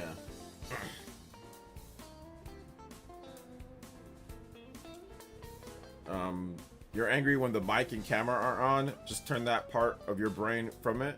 You're angry when the mic and camera are on, then just turn that part of your brain off from it. That's the problem though, Knight. It's hard to do that when everybody that talks about gaming that's negative, like really negative, they were all at some point, we were all hardcore, right? Just gamers that did this because we enjoyed it. It was our hobby. So it's hard to just turn that off. It's your hobby. It's your thing. You know what I'm saying? So it follows you regardless. It will follow you. There are times when I've had a bad day streaming. I've had a bad day at work, and it follows me. I've had people do crazy doxing. I've had people look up family. Like it will follow you depending on if you have a good or a bad day. People will try to make it part of their life, regardless of say, oh, you said this or you said that. I've had people, try to, act all tough and stuff like that. So I get what you're saying, but for a lot of people, it follows them. Heck, we had a civil war here. When it comes to we had a civil war here when it comes to player essence, right? And it went to their IRL, man. Like, it followed them. Like, we had people that made friendships IRL. We had people who, decided that they don't want to watch anymore, that they had problems with this, that, and that person because of what they said, like legitimately getting upset. So I'm not saying that like, the parasocial relationships and all that is everything. What I'm saying is that as a content creator, you started this because it was your passion. Nobody got into creating content automatically just saying, I'm going to make a bunch of money. That's not how it works for most people. Now, some people, yes, it's set up that way if you plan it well, but most people get into this because they find it fun. Like, oh, it's just fun. Like I said, I just tripped, fell, and stumbled into it. I made videos for a half decade plus and didn't make anything. You know what I'm saying? Like, or barely made anything, like literally nothing, or like negative. Like, I'd spend more money on games and doing it than I did actually making it. And that's how it was for my first 6 years creating content. 6-7 years creating content. I didn't actually make anything. You know what I'm saying? Like, that just went to buying and talking about games because I was passionate about it, And I still am. But obviously it's a little bit different now at this point, because considering the amount of volume that I do. But I'm telling you, man, like, it's impossible to separate the two, Especially if you got people that say that they're big Nintendo fans and not anymore. They're taking this personally, It's not about just turning they're taking it personally. especially because you're gonna have a bunch of Nintendo fans going back at them. You know, you're gonna have people that agree, disagree. Like, it's gonna follow you. You know, so to me, it's affecting their mental, in my opinion. Like, I'm not a psychologist, but people that are constantly making these AI slop content, negative, it's mentally. They take it personally. They're taking some of this stuff personally, in my opinion. You know, like I said, that's just my opinion.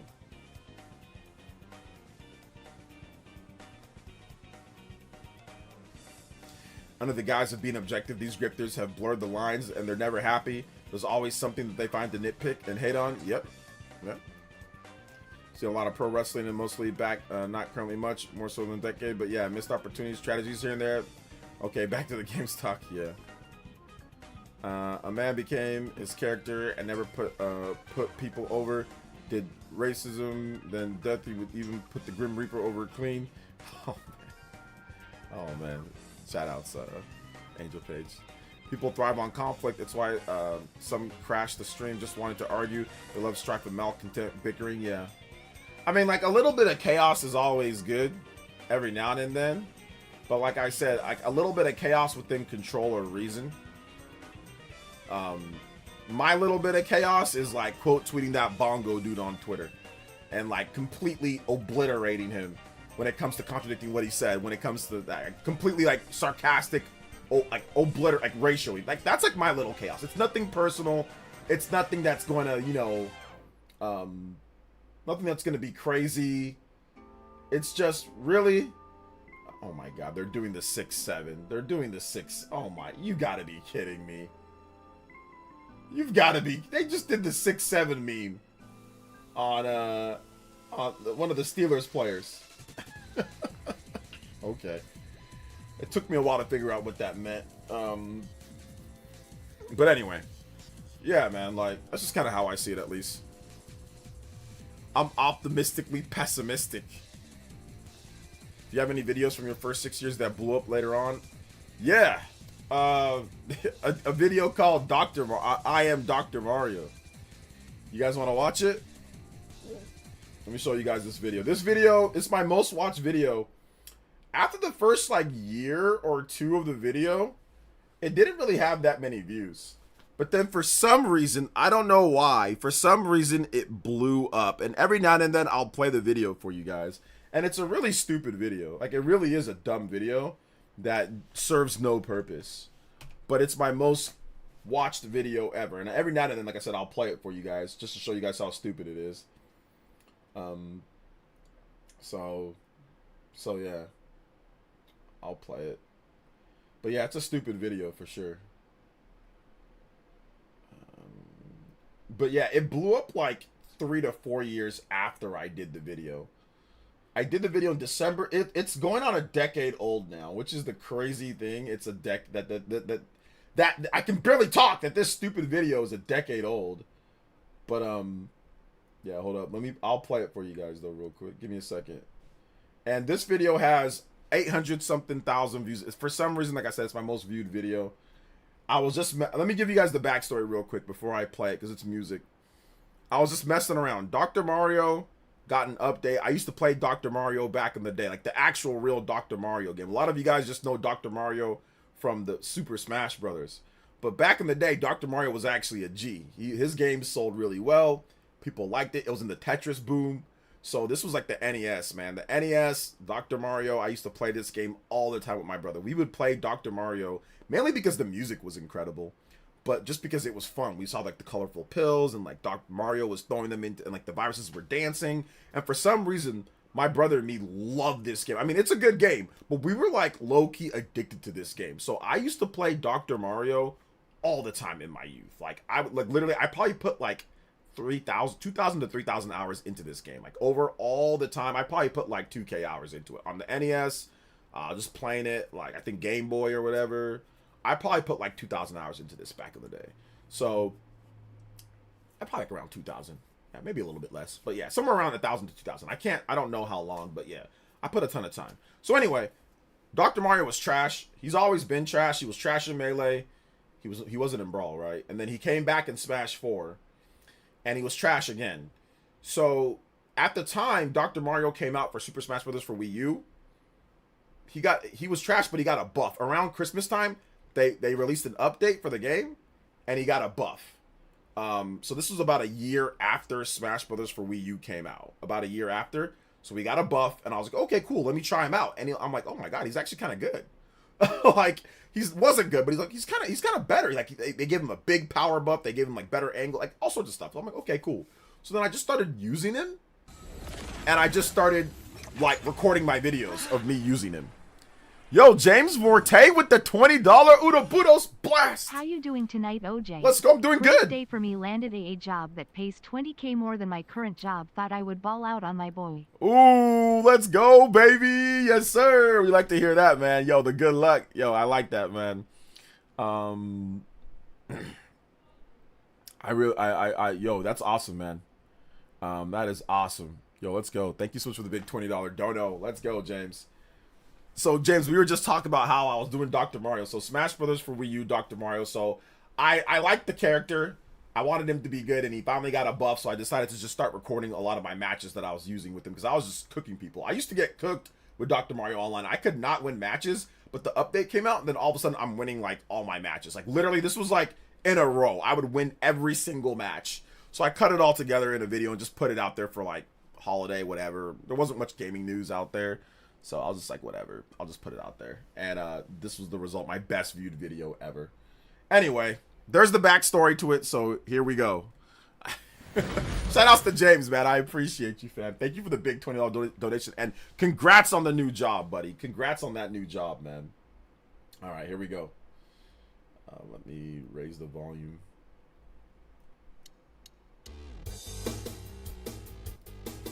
Not doing part I am two. Dr. Mario and I am saving lives. Oh, real quick, the lyrics, let me just say it right now. The lyrics are from a guy named Brentalfloss. Brentalfloss, he's a pretty talented, like, gaming singer. He's a developer now. He makes, like, casual games. But, like, he used to have it. Still has a channel called Brentalfloss. And he would partner up with Screw Attack and Angry Video Game Nerd, and they would make various different, like, funny videos back in the day. So this is his lyrics, but this is my gameplay. Okay? So there you go. I am Dr. Mario and I am saving lives.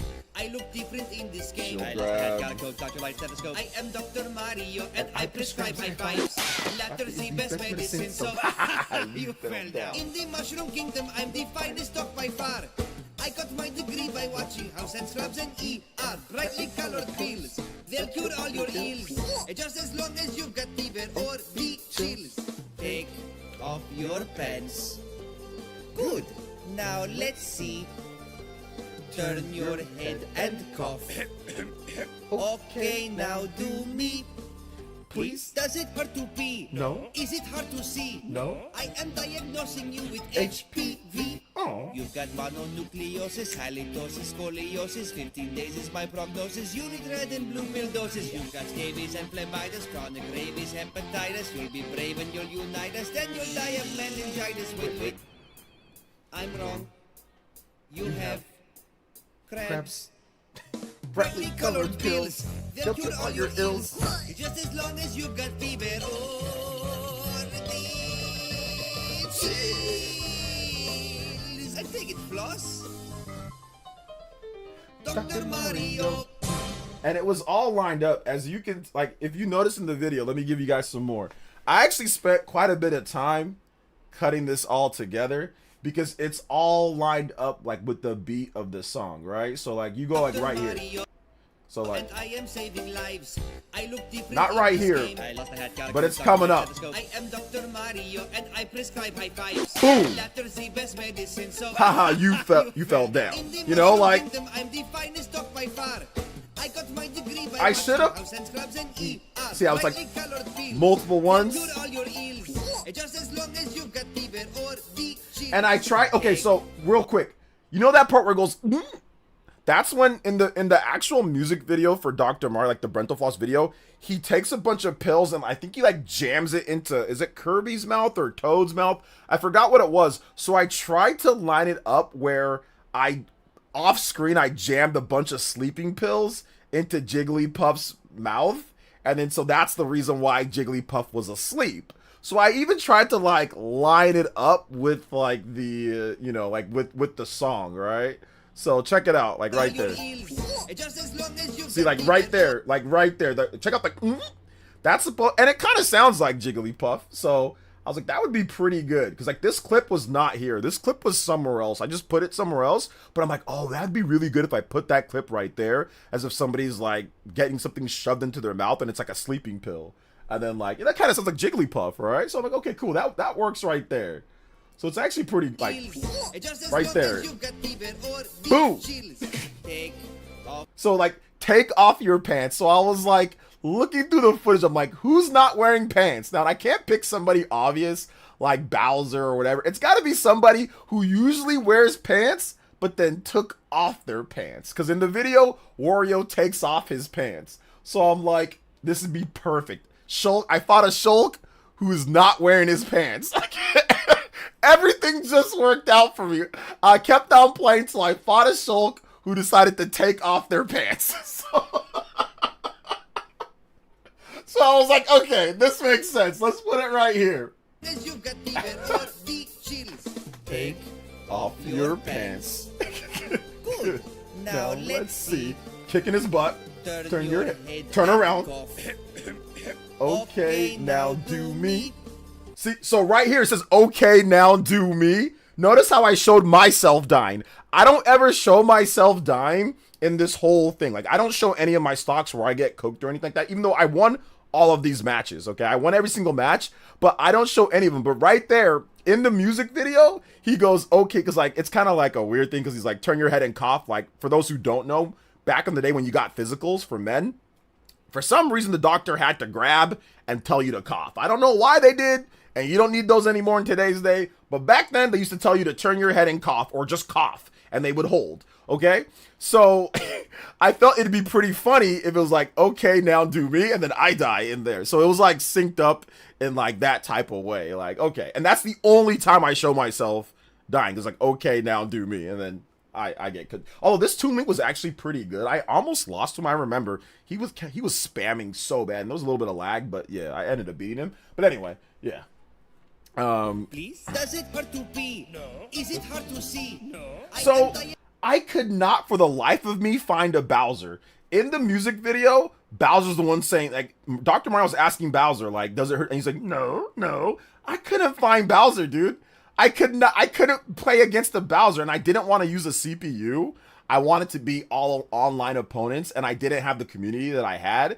Not at this point where I could probably easily find a Bowser to fight against. So I couldn't find one. Mac with the $5 dono. For the longest time, I thought you sung this. His voice sounds really similar to your Waluigi troll voice. Oh, you Nintendo fanboy. I see. Oh, you Lol. Nintendo fanboys.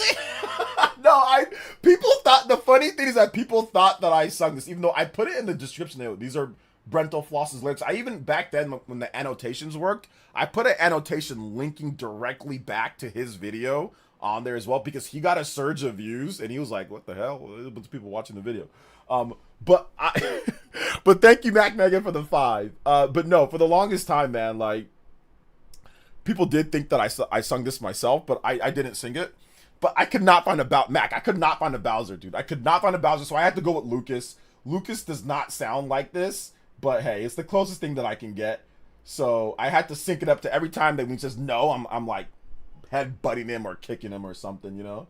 Like, you'll see it right here, watch.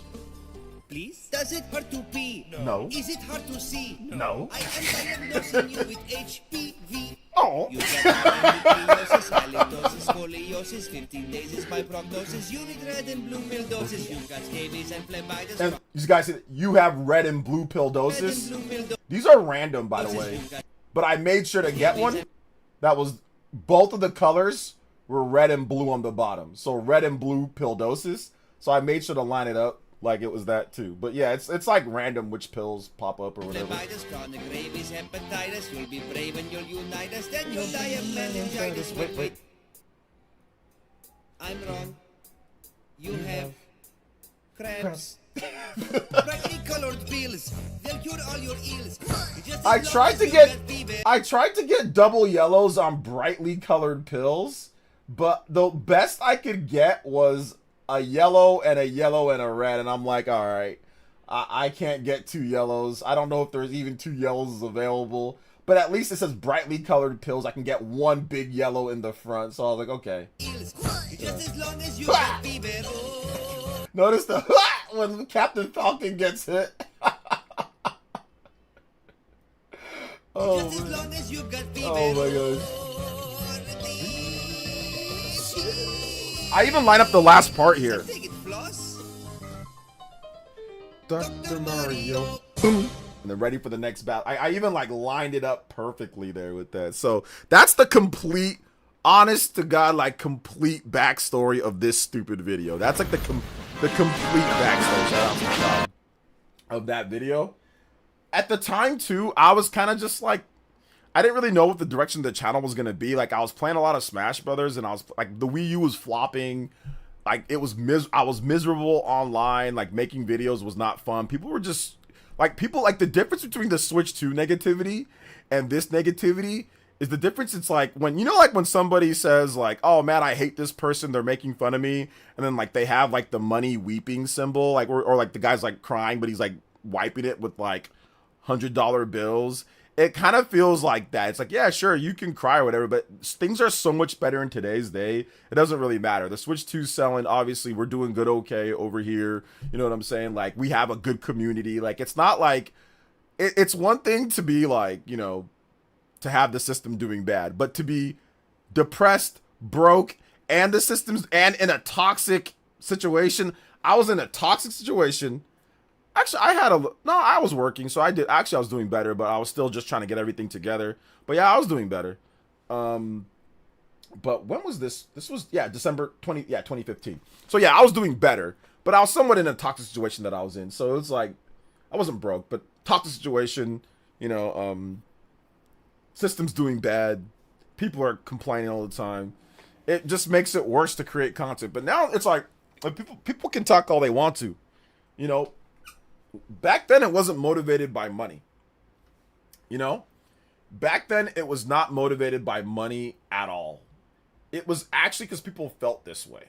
They were really like fanboys of one... Like, today, it's... The negativity is 90% of the time, the people that are doing this, it's because they can make money.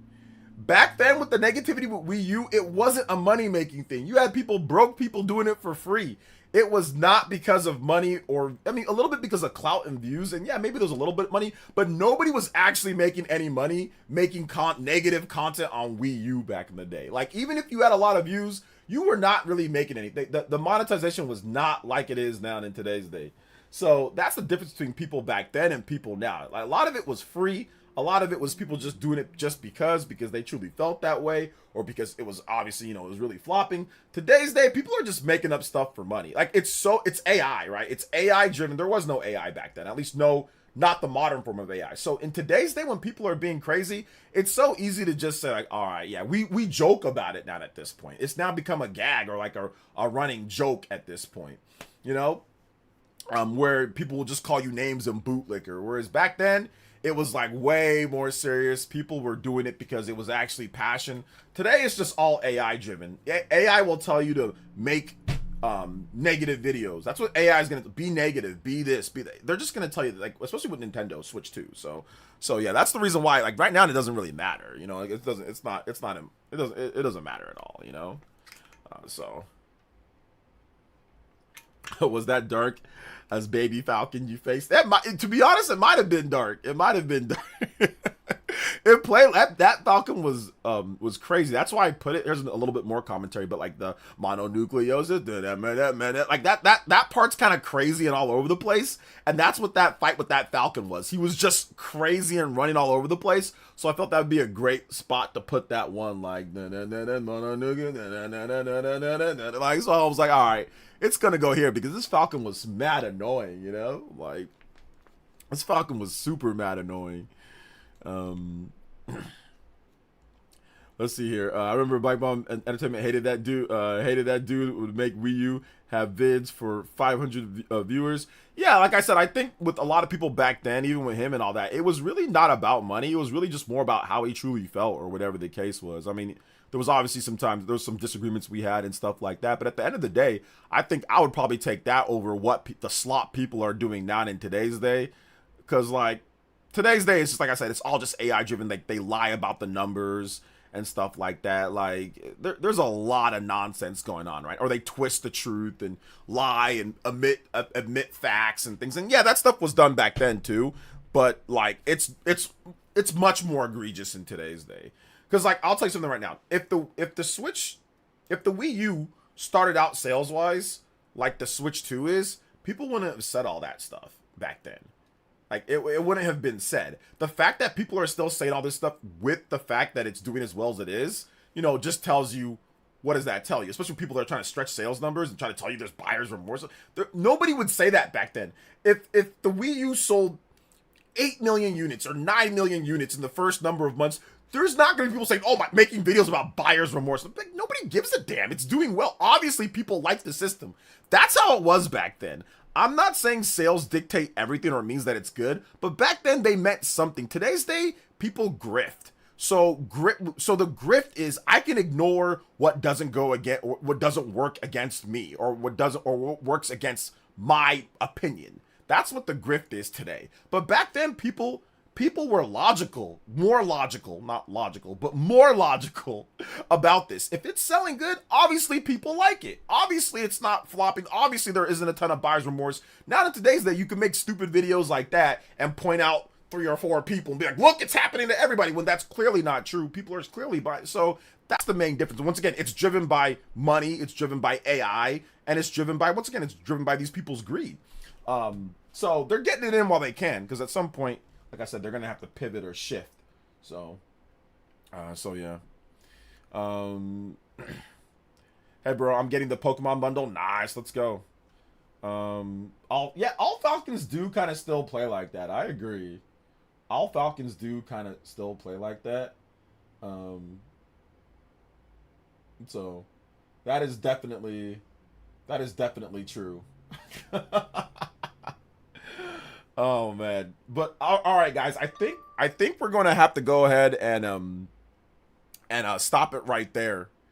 I think we went over a little bit on time, so I appreciate the support, guys. Thank you so much, man. Thank you guys for being out here tonight. We'll be back tomorrow with JoJo Friday, and content. JoJo Friday and content. So look out for that, guys. Look out for JoJo Friday and content. True, if you compare the re-res debate you did versus that one from a month ago, so many people come up with pure nonsense nowadays. Plus, they usually aren't even active gamers, or more passive. Yeah, exactly, James. Yeah, the re-res debate, once again, I think re-res wasn't doing it. I don't think he was doing it for money. I don't think re-res was doing it because he truly felt. He's a pessimistic guy just anyway. You know what I'm saying? Like, like he plays bad games to make money. You know, so anybody that plays bad games to make money definitely has more of a. And I don't have a problem with re-res. He's a cool dude. I don't have a problem with him. Like I said, we're cool.